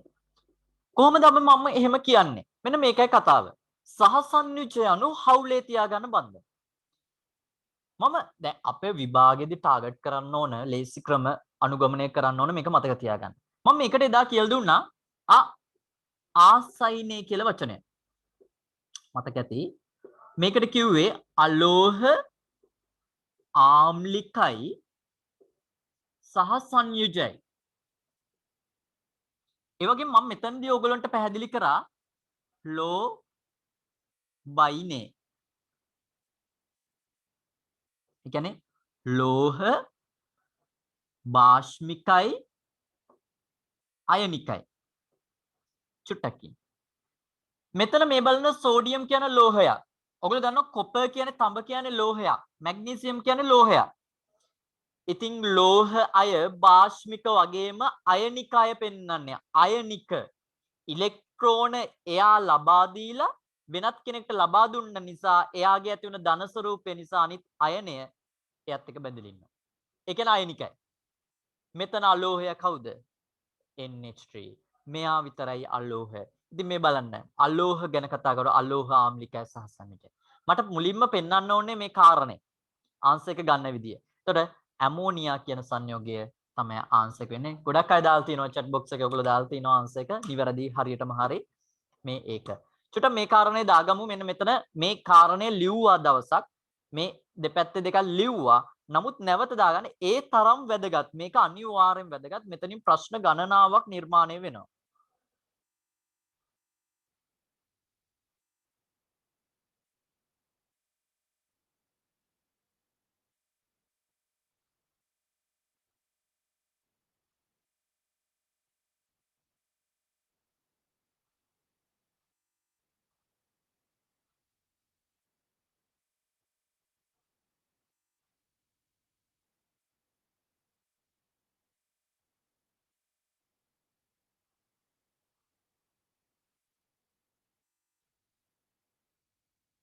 ළමෙක් දාලා තිනවා පොඩ්ඩක් ඝර්ෂණය ගැන අයිමත් චුටක් කියලා දෙන්නලු මේ. මට ඝර්ෂණය උගන්නනකොට මොකක් හරි පැටලෙල්ලක් තිබුණාද කියලා මට චුට්ටක් කියන්න පුළුවන්ද කවුරු හරි? මොකද මම අර ඔයගලන්ට අත උස්සලා කියලා කියන්න ගත්ත වෙලාවේ මට තේරුණා මොකක් හරි ප්‍රශ්නයක්. ළමයි කීප දෙනෙක් දාලා තිනවා ඝර්ෂණය ගැන පොඩ්ඩක් අයිමත් කියලා දෙන්න කියලා. මොකද මම මේ කිසිදු නෝට් එකක් බලන්නේ නැහැ මේ එකවරම උගන්නන නිසා සමහරවිට මේ එකපාරටම පැටලෙලි සාගත වෙන්න පුළුවන්. මම ඒ නිසා අයිමත් ඝර්ෂණය ගැන කියලා දෙන්න. කීප දෙනෙක් අහලා තිනවා ඝර්ෂණය ගැන චුට්ටක් කියලා දෙන්න කියලා. පැටලුණා නම් මට එතනදී ඔයගොල්ලෝ නිවැරදි කරන්න මේක මෙහෙම කියලා හොඳයි. මම දැන් අයිමත් කියලා දෙන්නම්. මොකද කීප දෙනෙක් අහලා තියෙන නිසා. හරි නේද? මේ කාරණේ ආවර්තිත වගුව දාන්න මේක ගොඩාක් වැදගත්. හොඳද?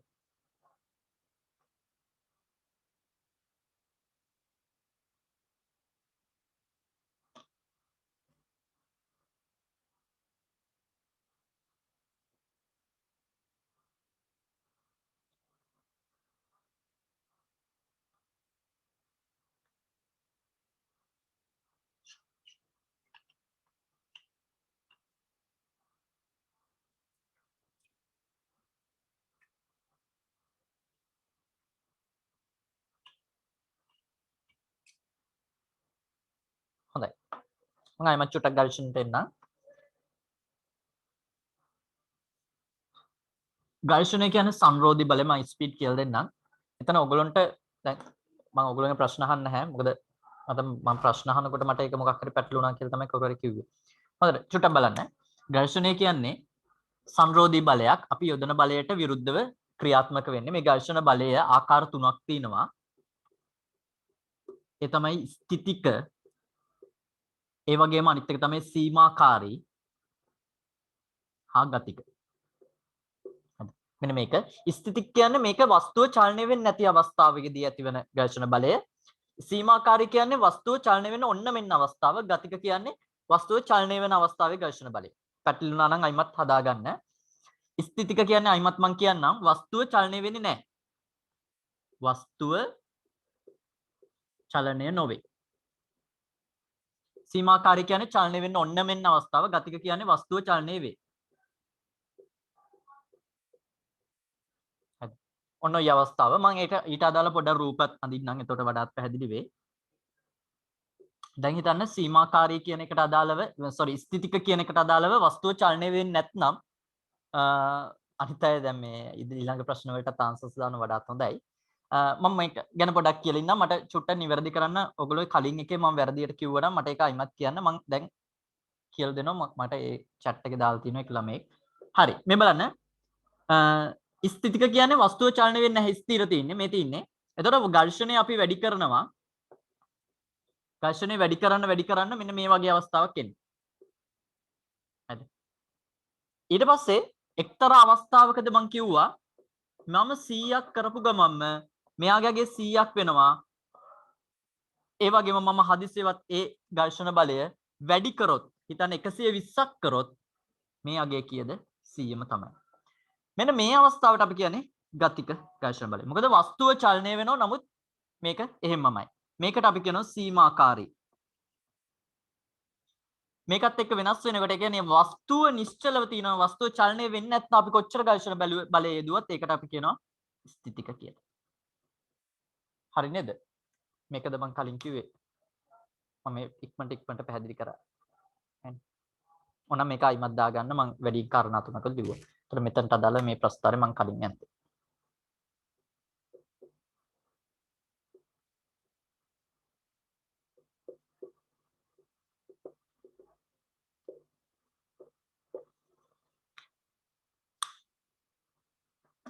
ඉක්මනට ඔන්න මම කිව්වා ඒක හරි නේද? ළමයි චුට්ටක් මට රෙස්පොන්ස් කරන්න. නැත්නම් අනිත් අයට මොනවා හරි ප්‍රශ්නයක් තියෙනවා නම් අයිමත් අහන්න ඒක උඩක් නැහැ. එතකොට අපි කිව්වා ඝර්ෂණ බලය සඳහා රඳා පවතින සාධක දෙකයි තියෙන්නේ. තමයි පෘෂ්ඨයේ ස්වභාවය හා අභිලම්බ බලය. පෘෂ්ඨයේ වර්ගඵලය රඳා පවතින්නේ නැහැ කියන කතාව කිව්වා. හරි නේද? ලියාගත්ත අය මොනවා හරි මේ කාරණයක් තියෙනවා මම අහන්න ඉක්මනට අහන්න. පියුමි ප්‍රමෝද් අරු විශ්මි මේක මම මේ විදියට නේද කියලා දුන්නේ? චුට්ටක් ඒකට කියන්න මට ඒ කාරණේ.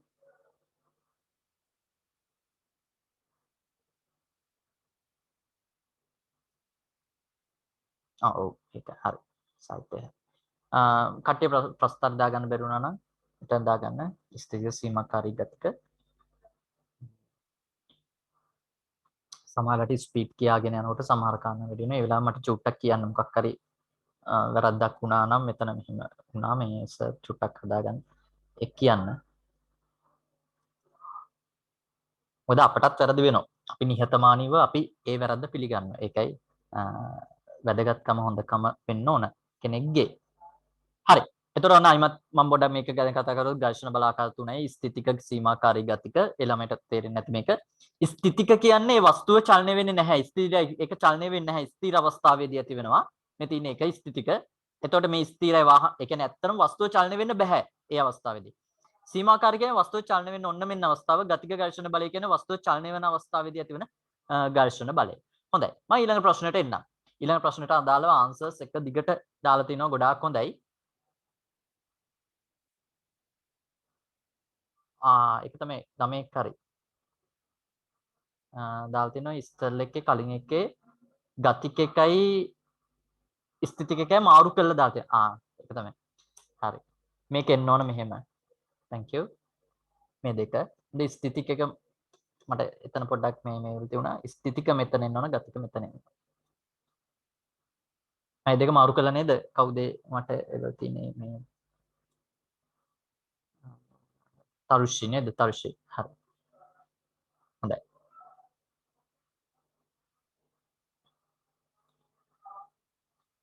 උතර මේක නිවැරදි කරගන්න මේ මුල් අවස්ථාවට අදාළයි. අයිමත් කිව්වොත් ස්ථිතික කියන්නේ වස්තුව චලනය වෙන්න බෑ ස්ථිරයි. ස්ථිතික ස්ථිර කියන වචනේ හොඳට මතක තියාගන්න ස්ථිරයි. ස්ථිර අවස්ථාවේදී ඝර්ෂණ බලය මේ සීමාකාරී චලන වෙන ඕන මෙන්න අවස්ථාව ගතික කියන්නේ වෙනස් වෙනවා කියන මම මේ කතාව පැහැදිලි කරා ඔයගොල්ලෝට ගතික වෙනස් වෙනවා. ඒතර වස්තුව චලනය වෙනස් වෙන්න ඕන. ඒතර මේ තියෙන්නේ ඊට අදාළ ඝර්ෂණ බලය. හොඳයි. මම ඊළඟ ප්‍රශ්නෙට එන්නම්.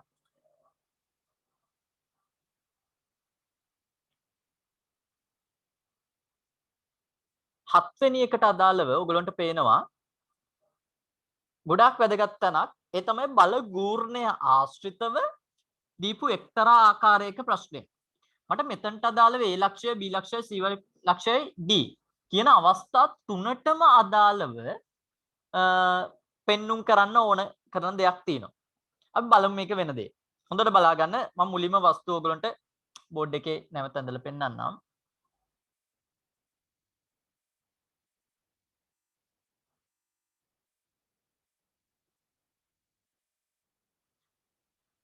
තිහයි නිව්ටන් ඊට පස්සේ තියෙනවා 20ක් හා 50ක් කියලා එතන 10 නිව්ටන් කියලා තියෙනවා. මේ A ලක්ෂය, B ලක්ෂය, C ලක්ෂය හා D ලක්ෂය. හොඳයි.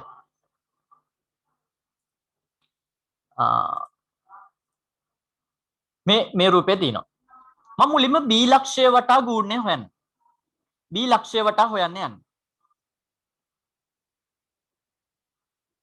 මේ ලක්ෂය වටා හිතුවොත් හොඳට බලන්න B ලක්ෂය වටා හැමතිස්සෙම ගූර්ණය හිතනවා නම් ගූර්ණය කියන්නේ බලය ගුණ කිරීම ඒ බලය ක්‍රියා කරන රේඛාවට එහෙම නැත්නම් ඒ ක්‍රියා රේඛාවේ අභිලම්බ දුර තමයි ගන්න ඕනේ. දැන් හිතන්න මේ ලක්ෂයේ ඉඳන් අපිට මම මේ පැත්ත මුලින්ම ගත්තොත් අපි සාමාන්‍යයෙන් යම් දෙයක් කරකැවෙන පැති දෙකක් තියෙනවා. එකක් මේ දිශාව අනිත් එක මේ දිශාව. මෙන්න මේ දිශාවට කියන්නේ අපි දක්ෂිනාවර්ත කියලා. මේ පැත්තට කියන්නේ වාමාවර්ත. දක්ෂිනාවර්ත කියන්නේ ඇත්තටම ඔල්ලෝස්සේ කටුව කරකින පැත්ත දක්ෂිනාවර්ත. හොඳට මතක තියාගන්න ඒක ලෝකේ කොහෙ ගියත් ඔල්ලෝස්සේ කරකින එක පැත්තකට අපි ඒකයි ගන්නේ නියතයක් විදියට දක්ෂිනාවර්ත මේ දිශාව. මම මෙතනදි ගත්තොත් මේ වස්තුව කරකෙන්නේ මේ පැත්තට නිසා හොඳට බලන්න වාමාවර්ත බලයක් ඇති වෙනවා. මම සෑම ස්ථානයකම මීටර 1යි කියලා දීලා තින්නේ. දැන් හිතන්න මෙතන ඉඳන් මෙතනට 20ක් තියෙනවා.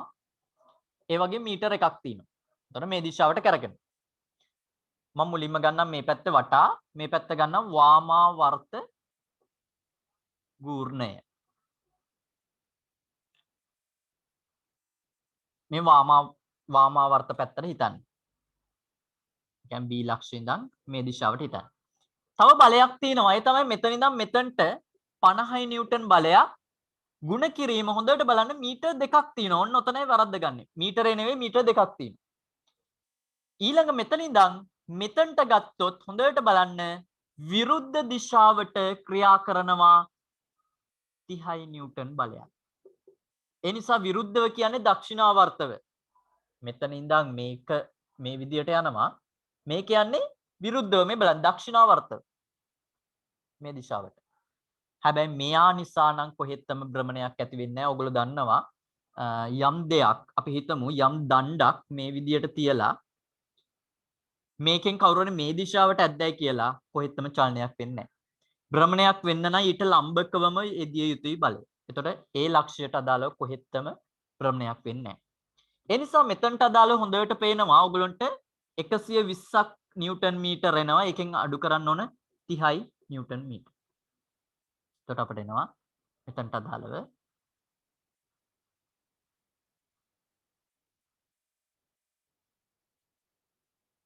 වාමාවර්තව 90යි නිව්ටන් මීටර.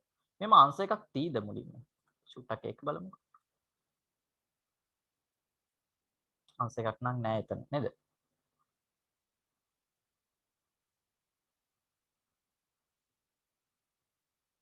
විස්සයි 50යි 100යි 120යි 120න් 30ක් අඩු වෙන්න ඕන. එතන මෙතනට අදාළ වෙන්නේ 90 නිව්ටන් මීටර. ඔතන එන්න ඕන වාමාවර්ත ගූර්ණය ඔතන 100 කියලා ටයිප් වෙලා තියෙන්නේ. එන් එකක් හදා ගන්න වෙනවා.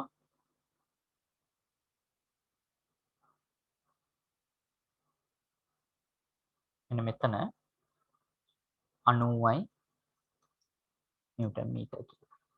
ඕක එන්න ඕන දෙවෙනි අංශ එක වාමාවර්තව. ඕක අංශ එක එන්න ඕන. හරිද? ගත්ත විදිය හොඳට බලන්න කොහොමද ගත්තේ කියන කාරණේ මම දැන් ආන්සර් එක දාලා තියෙන එක ආන්සර් එක එන්නේ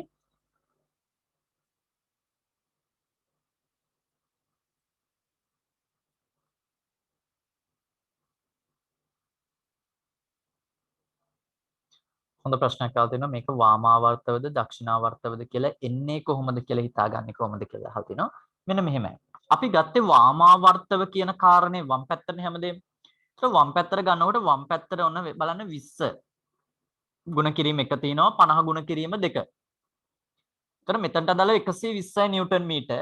මේක ධන උත්තරයක්. ඇයි ධන උත්තරයක් ආවේ අපි ඒ දිශාවට හිතන නිසා. විරුද්ධ දිශාවට හිතනකොට ඍණ උත්තරයක් හිතුවේ.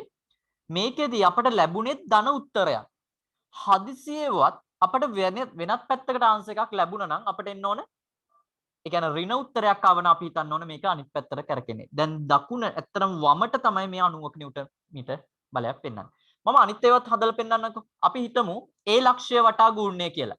මේක පොඩක් දාගෙන ඉමු මුලින්ම. මේක දාගෙන ඉමු. මම ඊළඟට ඒ ලක්ෂ්‍ය වටා පොඩක් මම කියලා දෙන්නම්. ඒ ලක්ෂ්‍ය හා C හා D ගැන පොඩක් මම පැහැදිලි කරලා දෙන්නම්.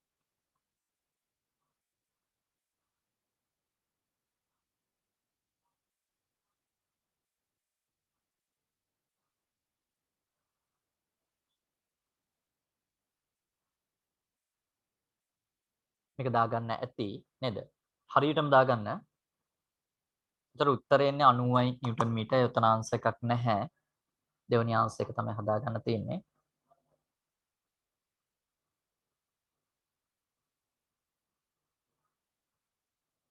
ඔතන මම ওই ගාන දෙන්න කලින් ඔරිජිනල් පේපර් එකේ තියුනේ මෙන්න මෙතන මීටර් 2යි කියලා ඇත්තම කාරණේ ඒකයි. මේ මගේ මට මතක විදිහට 60ක් කියලා ආන්සර් එකක් විදිහට තමයි මම එතන ගත්තේ. ඒ හේතුව මෙතන මීටර් 2ක් විදිහට දුන්නේ.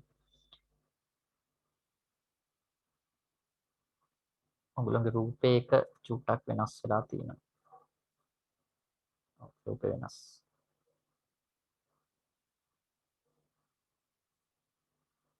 හරි. මම පෙන්නන්නම් ඒ ලක්ෂයට අදාළව කොහොමද ඉන්නේ කියලා. ඔන්න හොඳට බලාගන්න ඒ කාරණා. ඒ ලක්ෂ්‍ය ගැන හිතනකොට මෙයා තමයි ලක්ෂ්‍යය. එතකොට මෙයාගේ ඉඳන් මෙතනට අපි එතකොට හිතමු ඒත් වාමාවර්ත අරන් ඉමු. දැන් හිතන්න ඒ ලක්ෂ්‍යය ඉඳන් වාමාවර්ත හිතුවොත් වමට ක්‍රියා කරන්නේ මෙයා මුලින්ම.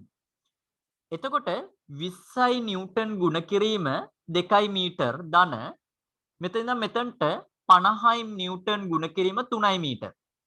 හොඳට තේරෙනව වම් දිශාවට. හරිද? අක්ෂය මෙහෙට කරකැවෙන්නේ. එතකොට මෙහෙම වටේ යන්නේ. හරිද? වම් පැත්තට කරකෙන අවස්ථාව. ඍණ දකුණට කරගෙන එකයි තියෙන්නේ. හොඳට බලන්න. ඒ තමයි 10යි නිව්ටන් ගුණ කිරීම 1යි මීටර්. එතකොට මෙතනට අදාළව පේනවා 40යි නිව්ටන් මීටර් ධන. මෙතන 150යි නිව්ටන් මීටර් ඍණ 10යි නිව්ටන් මීටර්. එතකොට මෙතන පේනවා 190 10ක් අඩු කරාම 180යි නිව්ටන් මීටර් කියලා එනවා. ඒ තමයි ඒ ලක්ෂයට අදාළ. එතකොට ඒකත් වාමාවර්තව අර දිශාවටම කරගෙන. හොඳට මතක තියාගන්න එම ලක්ෂ්‍ය වටා ගන්නකොට ඒ ලක්ෂ්‍ය මත ක්‍රියා කරන බලය අදාළ වෙන්නේ නැහැ. ඒකයි හොඳටම පැහැදිලි කරන්න ඕන. මේ ඒ ලක්ෂ්‍ය වටා. එතකොට අපි ඒ ලක්ෂ්‍ය වටා හෙව්වා B ලක්ෂ්‍ය වටා හෙව්වා C හා D හොයන්න යන්නේ ඊළඟට.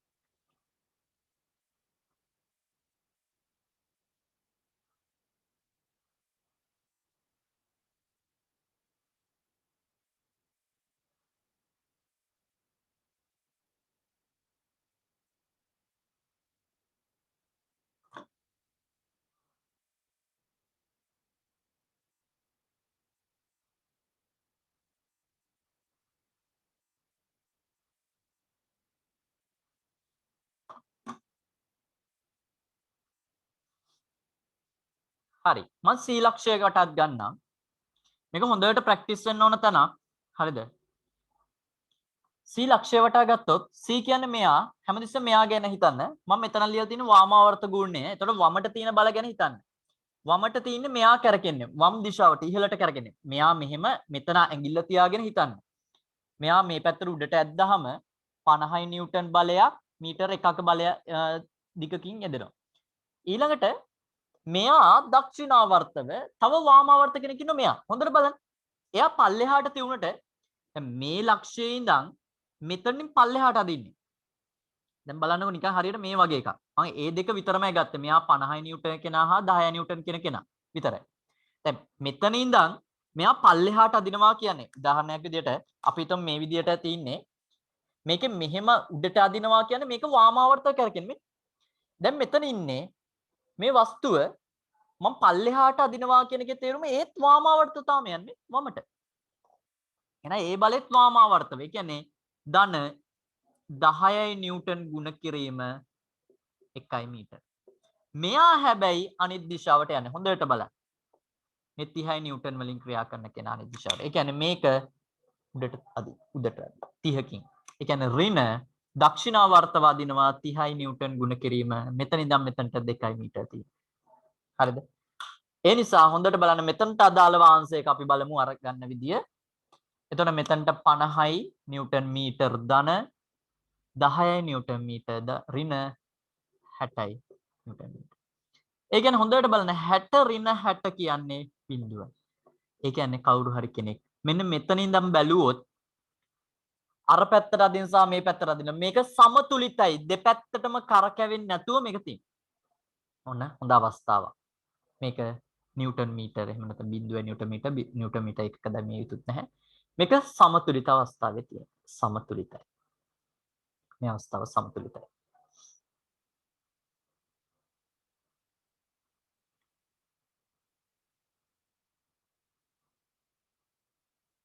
සමතුලිත අවස්ථාවේ.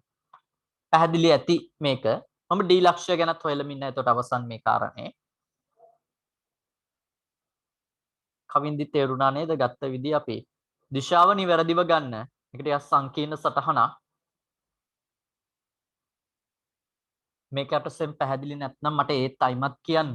මම ඊට අදාළව තව ඉදිරි විවරණ එහෙම නැත්නම් ෆීඩ්බැක්ස් වල නැවත එවල මම මේක ගැන කතා කරනවා එක් එක් ආකාර එක් එක් ස්වරූපයේ ආකාර. හරි. මම ඊළඟට කතා කරන්නේ ඩී ලක්ෂ්‍ය ගැන. ඩී ලක්ෂ්‍ය ගැන කතා කරොත් හොඳට බලන්න. ඩී ලක්ෂ්‍යයෙන් ඉඳන් ඒත් වාමාවර්තව හිතුවොත් ඩී ලක්ෂ්‍යයෙන් ඉඳන් වමට ක්‍රියා කරන්නේ මෙයා විතරයි. හොඳට බලන්න.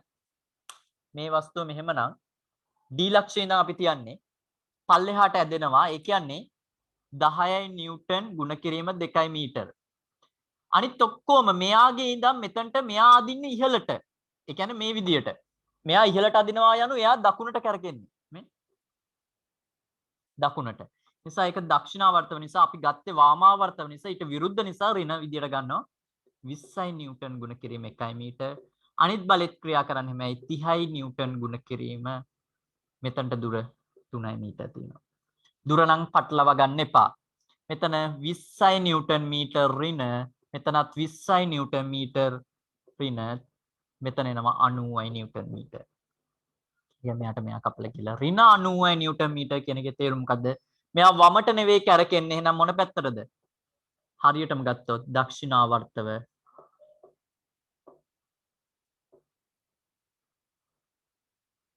වර්තව කැරකෙන්නේ. දකුණට කැරකෙන්නේ. හරි. මේ ලක්ෂ්‍ය වට අපි කරකැවුවොත් මේ බල දීලා මේ කැරකෙන්නේ දක්ෂිනාවර්තව. හරි. පැහැදිලිනේ? ඔන්න ඔය කාරණේ තමයි එහෙනම් අපි දැනගත යුත්තේ. පැහැදිලි නැත්නම් මගෙන් අහන්න. මට චුට්ටක් ඒකට පොඩ ආන්සරයක් දෙන්න. පැහැදිලි නැති වෙනවා චුට්ට මට අත උස්සන්න.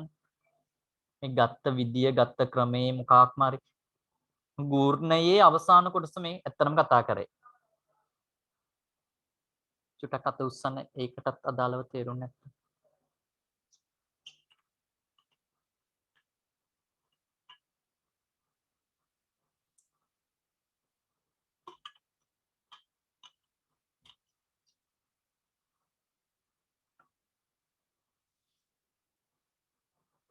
අනුවයි නිව්ටන් මීටර් දක්ෂිනාවර්තව ක්‍රමය.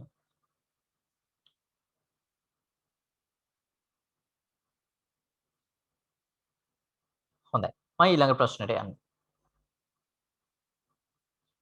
සමාන්තර බල තුනක් යටතේ හොඳට බලන්න සමාන්තර බල තුනක් යටතේ ක්‍රියා කරන වස්තුවක සමතුලිතතාවය පිළිබඳව අහන්නේ. ඒක හරිම ලේසි ප්‍රශ්නයක්. හොඳට බලන්න. අනිවාර්යයෙන්ම බල තුන ඒක තල විය යුතුයි. ඒ වගේම ඒක රේඛීය විය යුතුයි කියලා කාරණයක් දීලා තුන්වෙනිය තිනෝ එක් බලයක් අනිත් බල දෙකට ප්‍රතිවිරුද්ධ දිශාවට ක්‍රියා කළ යුතුයි.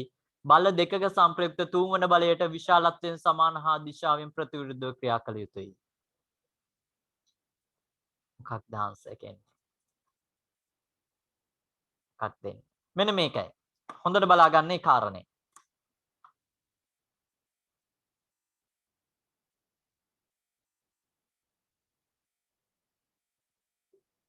සමතුලිතතාවය.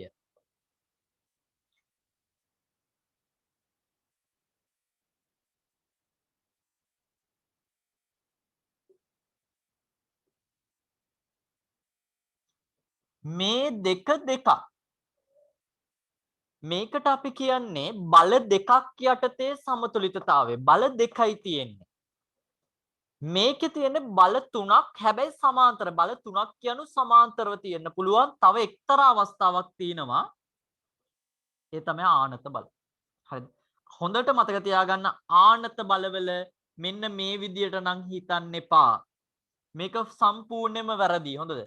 එහෙම ආනත බලවල ගන්න බෑ. ආනත බලවල වෙනම ක්‍රමයක් තියෙනවා. ඒ තමයි මීට අදාළ කෝණයේ එක යට කොස් අගේ අපි අරගෙන තමයි ගන්න. ඒක ටිකක් සංකීර්ණ ක්‍රමයක්. ඒකයි ඔයගොල්ලන්ට නැත්තේ. හැබැයි ආනත බල තියෙනවා. කොහොම වුණත් මේකට අදාළ ඔයගොල්ලෝ දැනගන්න ඕන එකක් තමයි ඒක තලයක වෙන්න ඕන. තලයේ එකම තලය කියන්නේ දැන් හිතන්න මේ බෝඩ් එකේ නිව්ටන් 10 මේ පැත්තට දීලා ඕගොල්ලෝගේ පැත්තට නිව්ටන් 10ක් යෙදුණයි කියලා ඒක තල නෙවෙයි. එක තලයක නෙවෙයි එහෙම. මේ ඇදලා තියෙන විදිහ එක තලයක. ඒක තල වෙන්න ඕන. අනිත් එක තමයි බල දෙක සමාන වෙන්න ඕන. ඒක රේඛීය වෙන්න ඕන. බල දෙක සමාන හා ප්‍රතිවිරුද්ධ වෙන්න ඕන. අනිත් එක තමයි ඒක රේඛීය වෙන්න ඕන. හදිසියවත් බල දෙකක් යටතේ සමතුලිතතාවයට අදාළ මෙහෙම එකක් දුන්නොත් මට පොඩ්ඩක් කියන්න මේක සමතුලිතද? මේක සමතුලිත නැහැ. සමතුලිත නැහැ. හේතුව තමයි මෙතන වෙන්නේ මොකක්ද? මේක කරකැවෙන ගූර්ණයක් ඇති වෙනවා. ගූර්ණයක් ඇති වෙනවා. ඒ නිසා මේක සමතුලිත නැහැ. සමතුලිත වෙන්න නම් බල දෙකක් යටතේ අනිවාර්යයෙන් ඒක රේඛීය වෙන්නම ඕන. ඒක රේඛීය වෙන්නම ඕන. හැබැයි මෙතනට අදාළව මෙතෙන් සමාන්තර බල. අපි මෙහෙම ගන්න පුළුවන්. නැත්නම් ඔයගොල්ලෝ හිතන්න උදාහරණයක් විදිහට කවුරු හරි කෙනෙක් කොන්චිල්ලාව පදින අවස්ථාවක්. එතකොට බලන්න W කියන බලය හා තන්තුවේ ආතති කියන බලය.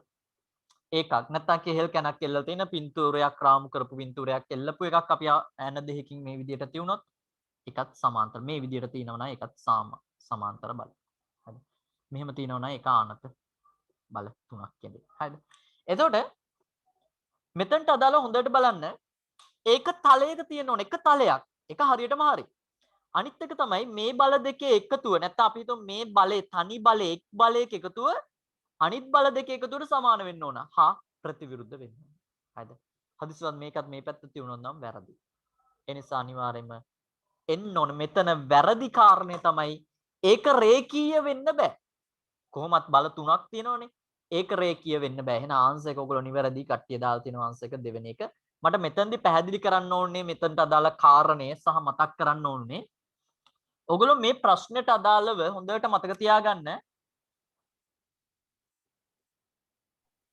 දැන් මම මෙතනට අදාළව 5 නිව්ටන් හා 10 නිව්ටන් දීලා 15 නිව්ටන් කියලා දුන්නොත් මේකට අදාළව සමතුලිත වෙන්න බලපාන සාධක තුන.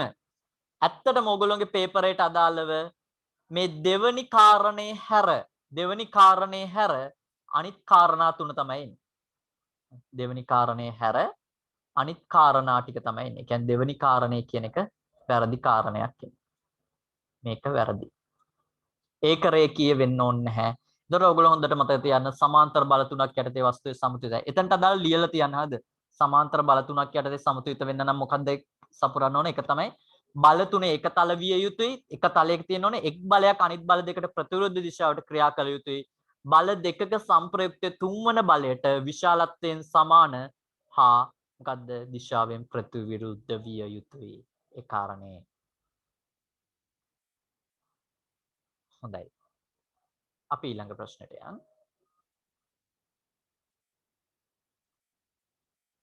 ඊළඟ ප්‍රශ්නේ අපිට කියනවා මෙන්න මෙහෙම දෙයක්. හරිම ලේසි ප්‍රශ්නයක් අහන්නේ මම නැවතත් ඔයගොල්ලන්ට ඔන්න විද්‍යාත්මක නාමය පිළිබඳ විද්‍යාත්මක නාම කාරණා මතක කරගන්න.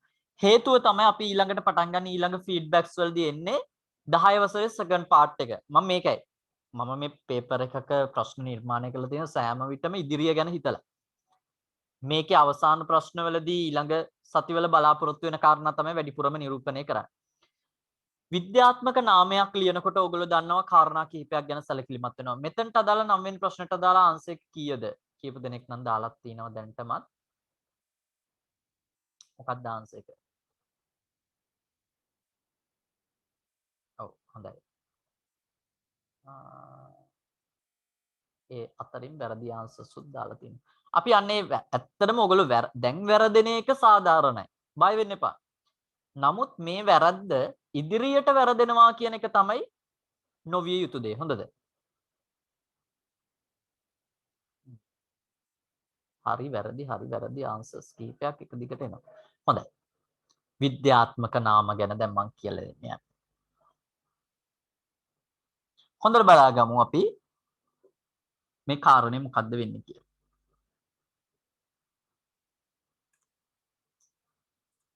බලන්න. මම බෝඩ් එකේ ලියලා තියෙනවා. කොකස් නුසිෆෙරා පොල් ගහේ විද්‍යාත්මක නාමය. ඉංග්‍රීසි ගැන අපෙන් අහන්නේ නැහැ. එතකොට ඕගොල්ලන්ට කවදාවත් යම් නමක ප්‍රධාන නමක හැර හෝමෝ සේපියන් වගේ නමක එන්න පුළුවන් අපි ගොඩාක් වෙලාවට මේකට අදාළව. ඊට අමතරව හොඳට මතක තියාගන්න විද්‍යාත්මක නාමයේ ඉංග්‍රීසි වලින් මේ විදිහට ලියන්න එන්නේ නැහැ. ලියන්න එන්නේ නැහැ යනු අපි හිතල අක්ෂර ලියන්න එන්නේ නැහැ. හැබැයි යම් ආකාරයක වැරදි එකක් දීලා ඒක නිවැරදි කරලා ලියන්න නම් දෙන්න පුළුවන්. මොකද මම කියන දෙයක් තමයි අපෙන් ඉංග්‍රීසි ස්පෙල්ස් මතක තියා ගැනීම 10 11 සිලබස් එකේ අරමුණු කරන්නේ නැහැ විද්‍යාව සබ්ජෙක්ට් එකට අදාළ. දැන් ඊතන මේ නම තියෙන්නේ. විද්‍යාත්මක නාමයකදී හොඳට මතක තියාගන්න මම මේ බෝඩ් එකේ ලියලා තියෙන විදිය නිවැරදි ක්‍රමය පළවෙනි නාමයට අපි කියන පළවෙනි නාමය හා දෙවෙනි පදය කියලා මේක තියෙනවා. කවුද මේ ඇත්තට මේ ද්විපද නාමකරණය හොයාගත්තේ? කවුද හොයාගත්තේ? කවුද? කැරෝලස් ලිනේයස් කියන පුද්ගලයා. මෙන්න මෙයා තමයි මේ ද්විපද නාමකරණය ඉදිරිපත් කරේ නාමකරණයට අදාළව. එතකොට මේ පළවෙනි නම හා දෙවෙනි නමය. අපි පළවෙනි නම කියනවා ඝන නාමය විදියට. ඝන නාමය. දෙවෙනි පදයට කියනවා සුළු නාමය.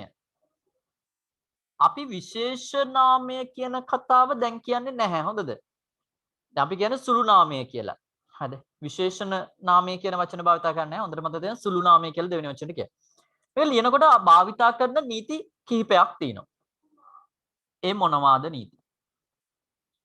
එකක් තමයි ලියනකොට අපි පළවෙනි කාරණය තමයි ඉංග්‍රීසි අක්ෂරයෙන් ලිවිය යුතුයි.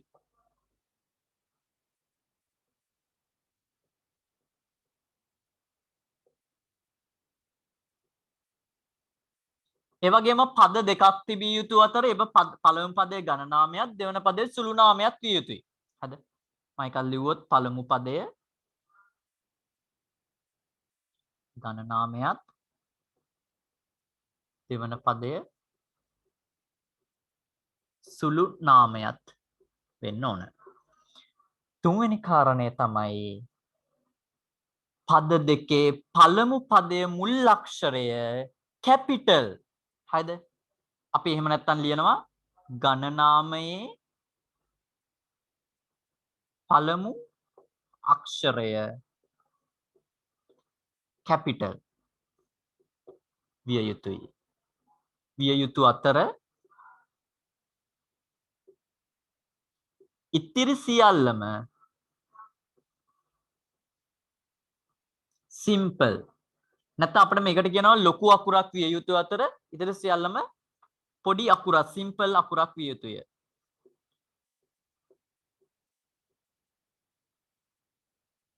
හතරවෙනි කාරණේ තමයි හොඳට මතක තියාගන්න. අතින් ලියන විට පද දෙක යටින් වෙන වෙනම ඉරි ඇඳිය යුතු අතර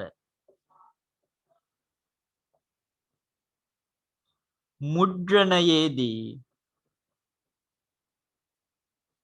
අද අකුරෙන්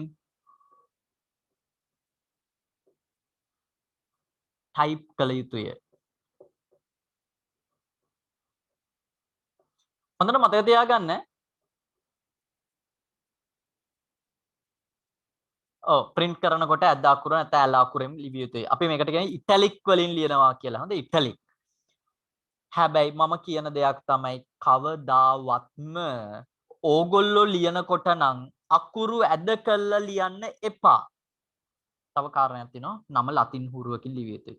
නම ලතින් හුරුවකින් ලිවිය යුතුයි.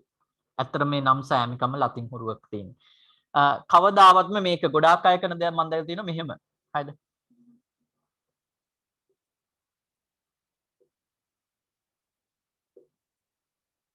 ඇද කළා ලියන්න හදනවා.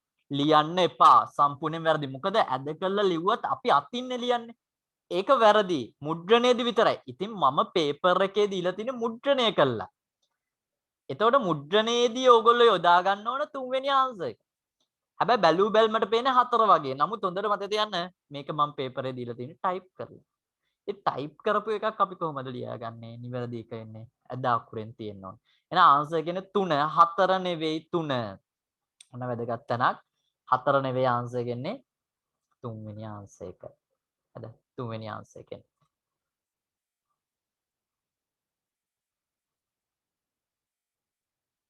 මේ ආන්සර්ස් ඇත්තටම 4 වෙනි එක අතින් ලිව්වනම් හරි. නමුත් මේ පේපරේ ටයිප් කරලා තියෙනවා. ඔන්න ඊට අදාළව ඔයගොල්ලන්ට තේරෙන්නේ නැති කොහොමද ආන්සර් එක ආවේ කියලා. මම ඊළඟට එන්නම් 10 වෙනි ප්‍රශ්නේ. බර 500 නිව්ටන් වස්තුවක ස්පර්ශිත පෘෂ්ඨ වර්ගඵලය 0.2 වර්ග මීටර් වේ වස්තුව ඇති කරන පීඩනය වන්නේ. හොඳ ප්‍රශ්නයක්. වෙන කොටසකට ආරම්භයක්. අපි බලමු මොකක්ද මේ කතාව පීඩනය අදාළව. ඒ කියන්නේ මේ පීඩනයේ මේ ගැන කතා කරනවා යනු අපි ඊළඟ සතියේ බලාපොරොත්තු වෙනවා ද්‍රව පීඩනය ගැනත් කතා කරන්න. හරිද? ඒ නිසා හොඳට බලා ගන්න මම එකයි මේ ප්‍රශ්න ටික දවසක් හුරු වෙනකොට ඔයගොල්ලන්ට තේරෙයි ඔයගොල්ලෝ පාඩම් කරන්න ඕන කොහොමද මොනවද බලාගත්තේ යුත්තේ කියන කාරණා. ඔයගොල්ලෝ දන්නවා ඊළඟට අපි එන්නේ feed forward papers. හරිද? ඒ නිසා ඒ අදාළ කාරණාත් හොඳට මතක තියාගන්න. අපි ගත්තොත් පීඩනය කියන කතාව අපි අභිලම්භ බලය බෙදීම වර්ගඵලය මම සරලව ලියලා තියෙන මෙතන. එතකොට මේ බලන්න 500යි නිව්ටන් බලය බෙදන්න ඕන 0.2 වර්ග මීටර වලින්. එතකොට මෙතනට අදාළව ආන්සර් එක එනවා කීයක්ද ආන්සර් එක අපි ගන්න ඕන මෙතන. මම කෙලින්ම ආන්සර් එක දාන්නම්. හෝ පැස්කල් කියන ආන්සර් එක එන්නේ. හරිද? හෝ පැස්කල් කියන ආන්සර් එක එන්නේ. හරිද?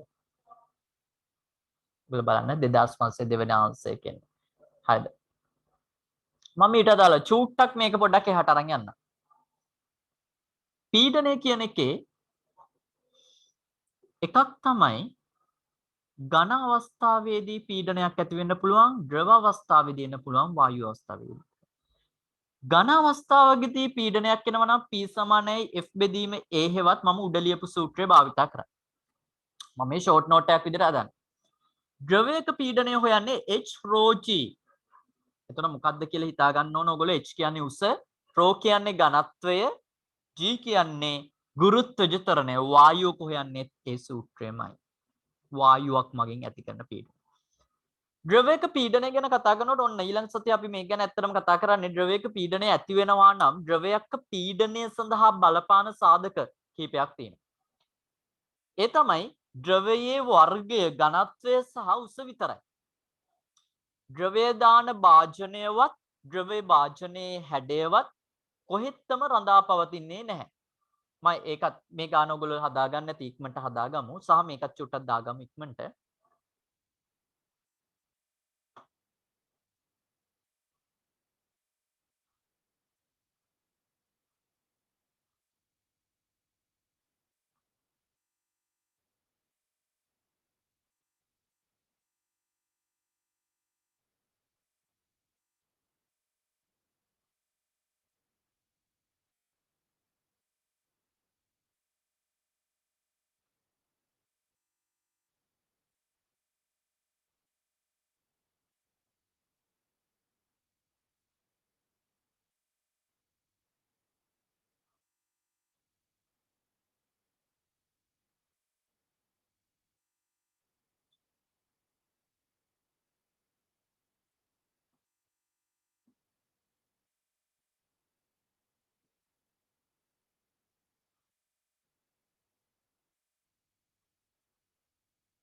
මට ඒත් එක්කම චුට්ටක් ඔයගොල්ලෝ මෙතනදී පොඩි මට කියන්න ඔයගොල්ලෝගේ ෆීඩ්බැක් එක මට පොඩ්ඩක් ඕන මේ.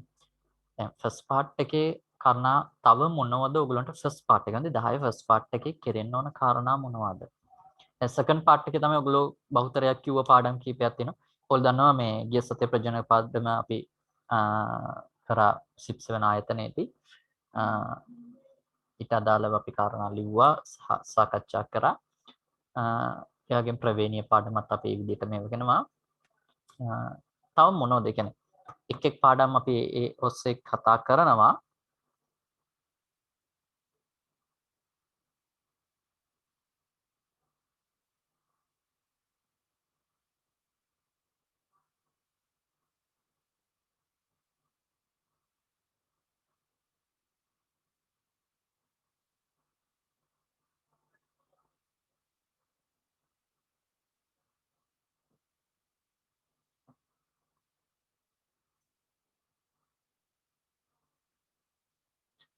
රසායනික සූත්‍ර ගැන කතා කරලා තියෙනවා.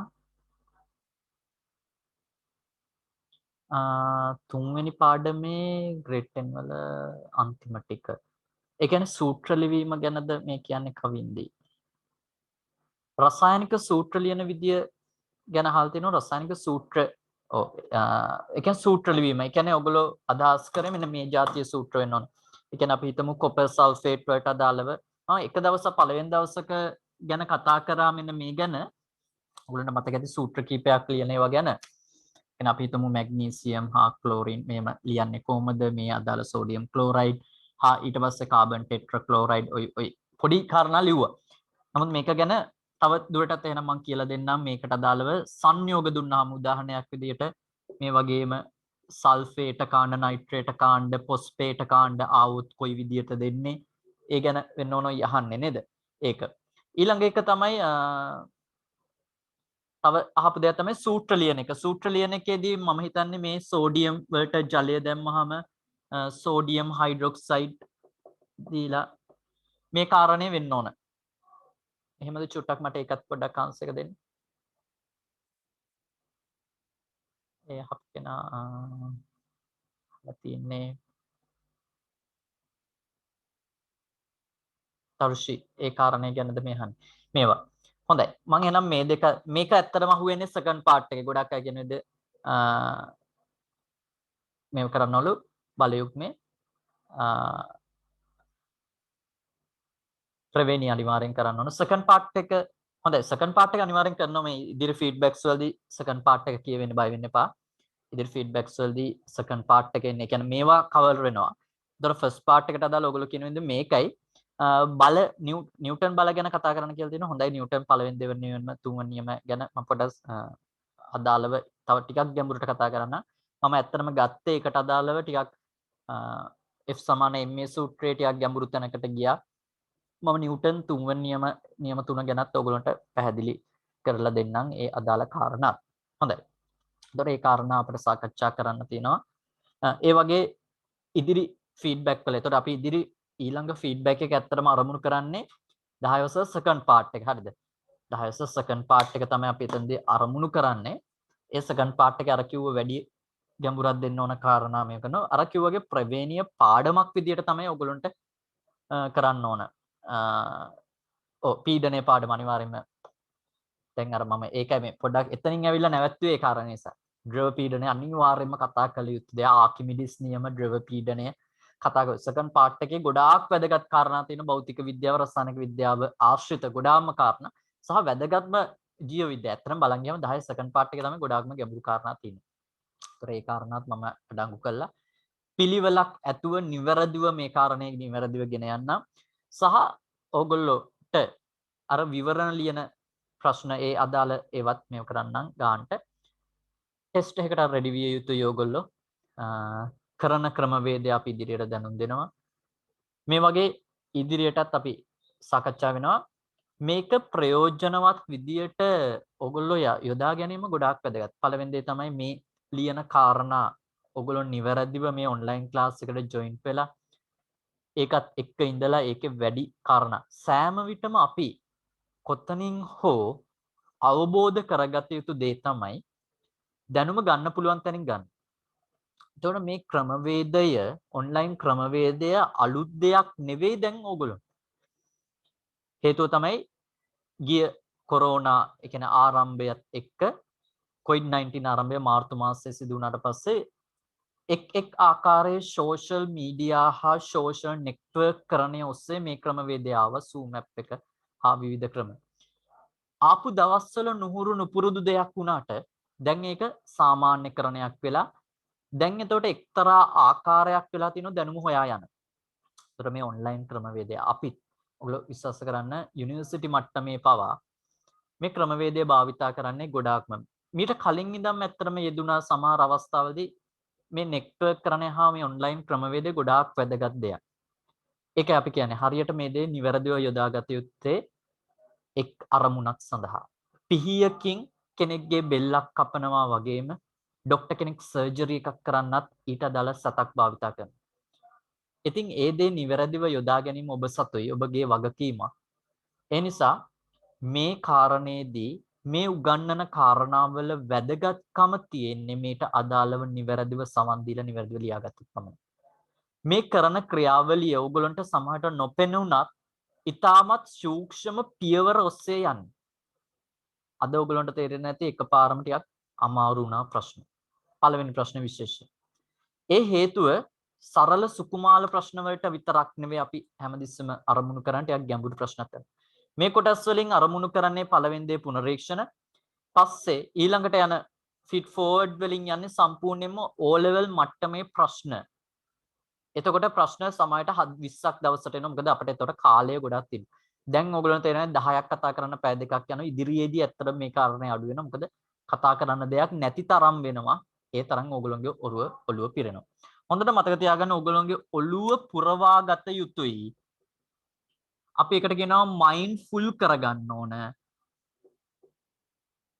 මොන ෆුල්ද කරගන්න ඕන මේ දෙකෙන්. හොඳට මතක තියාගන්න මේ මයින්ඩ්ෆුල් එක නම් කරගන්න යුතු නැහැ මේ මයින්ඩ්ෆුල් එක කරගන්න. මොකද්ද මේ වචන දෙකේ තේරුම? ඔයගොල්ලන්ට හොඳ ගුරුවරයෙක් ඉන්නවා ඉංග්‍රීසියෙන් ඕනනම් අහන්න අජිස්සගෙන්. මයින්ඩ්ෆුල් කියන්නේ මනස පුරවා ගන්න නෙවෙයි අවශ්‍ය. මයින්ඩ්ෆුල් කරන්න එහෙම නැත්නම් මනසට අදාළ නිවැරදි කාරණා විතරක් තැම්පත් කරන්න. මේ දෙකේ වෙනස තමයි මේකේ වෙන්නේ නිකන් අර අපි කියන පිස්සිගේ පලාමල්ල වගේ නෙවෙයි. ඒ කියන්නේ ලැබෙන හැමදේම මනසට පුරවා ගැනීම නෙවෙයි කළ යුත්තේ. වැදගත් දේ නිවැරදිව පුරවන්න ඕන. මෙහෙම පිළිවෙලට පිරෙව්වොත් විතරයි අපේ මනස තියෙන්නේ. ඒ නිසා හොඳට ඉංග්‍රීසියෙන් මේ වචන දෙකේ තේරුමත් අහගන්න. ඔන්න චූටි දෙයක් මම හිතන්න දෙයක් ඉදිරිපත් කළා. මයින්ඩ්ෆුල් නොකර මයින්ඩ්ෆුල් කරගන්න. වචන දෙක හොඳට බලලා තේරුම් ගන්න. මයින්ඩ්ෆුල් නොකර මයින්ඩ්ෆුල් කරගන්න. හරිද? ඒක තමයි අවසානයේ කියන්න තියෙන්නේ. එහෙනම් අදට අදාළ අපි ෆීඩ්බැක් 5 අවසන් කරමු. ඊළඟ දවසේ 6 එක ඔස්සේ හමු වෙමු. ඒ වගේම හෙට දිනේදී තියරි ක්ලාස් එක අපි පවත්වනවා. ඒකටත් සහභාගී වෙමු. ඔබ සැමට ආයුබෝවන්.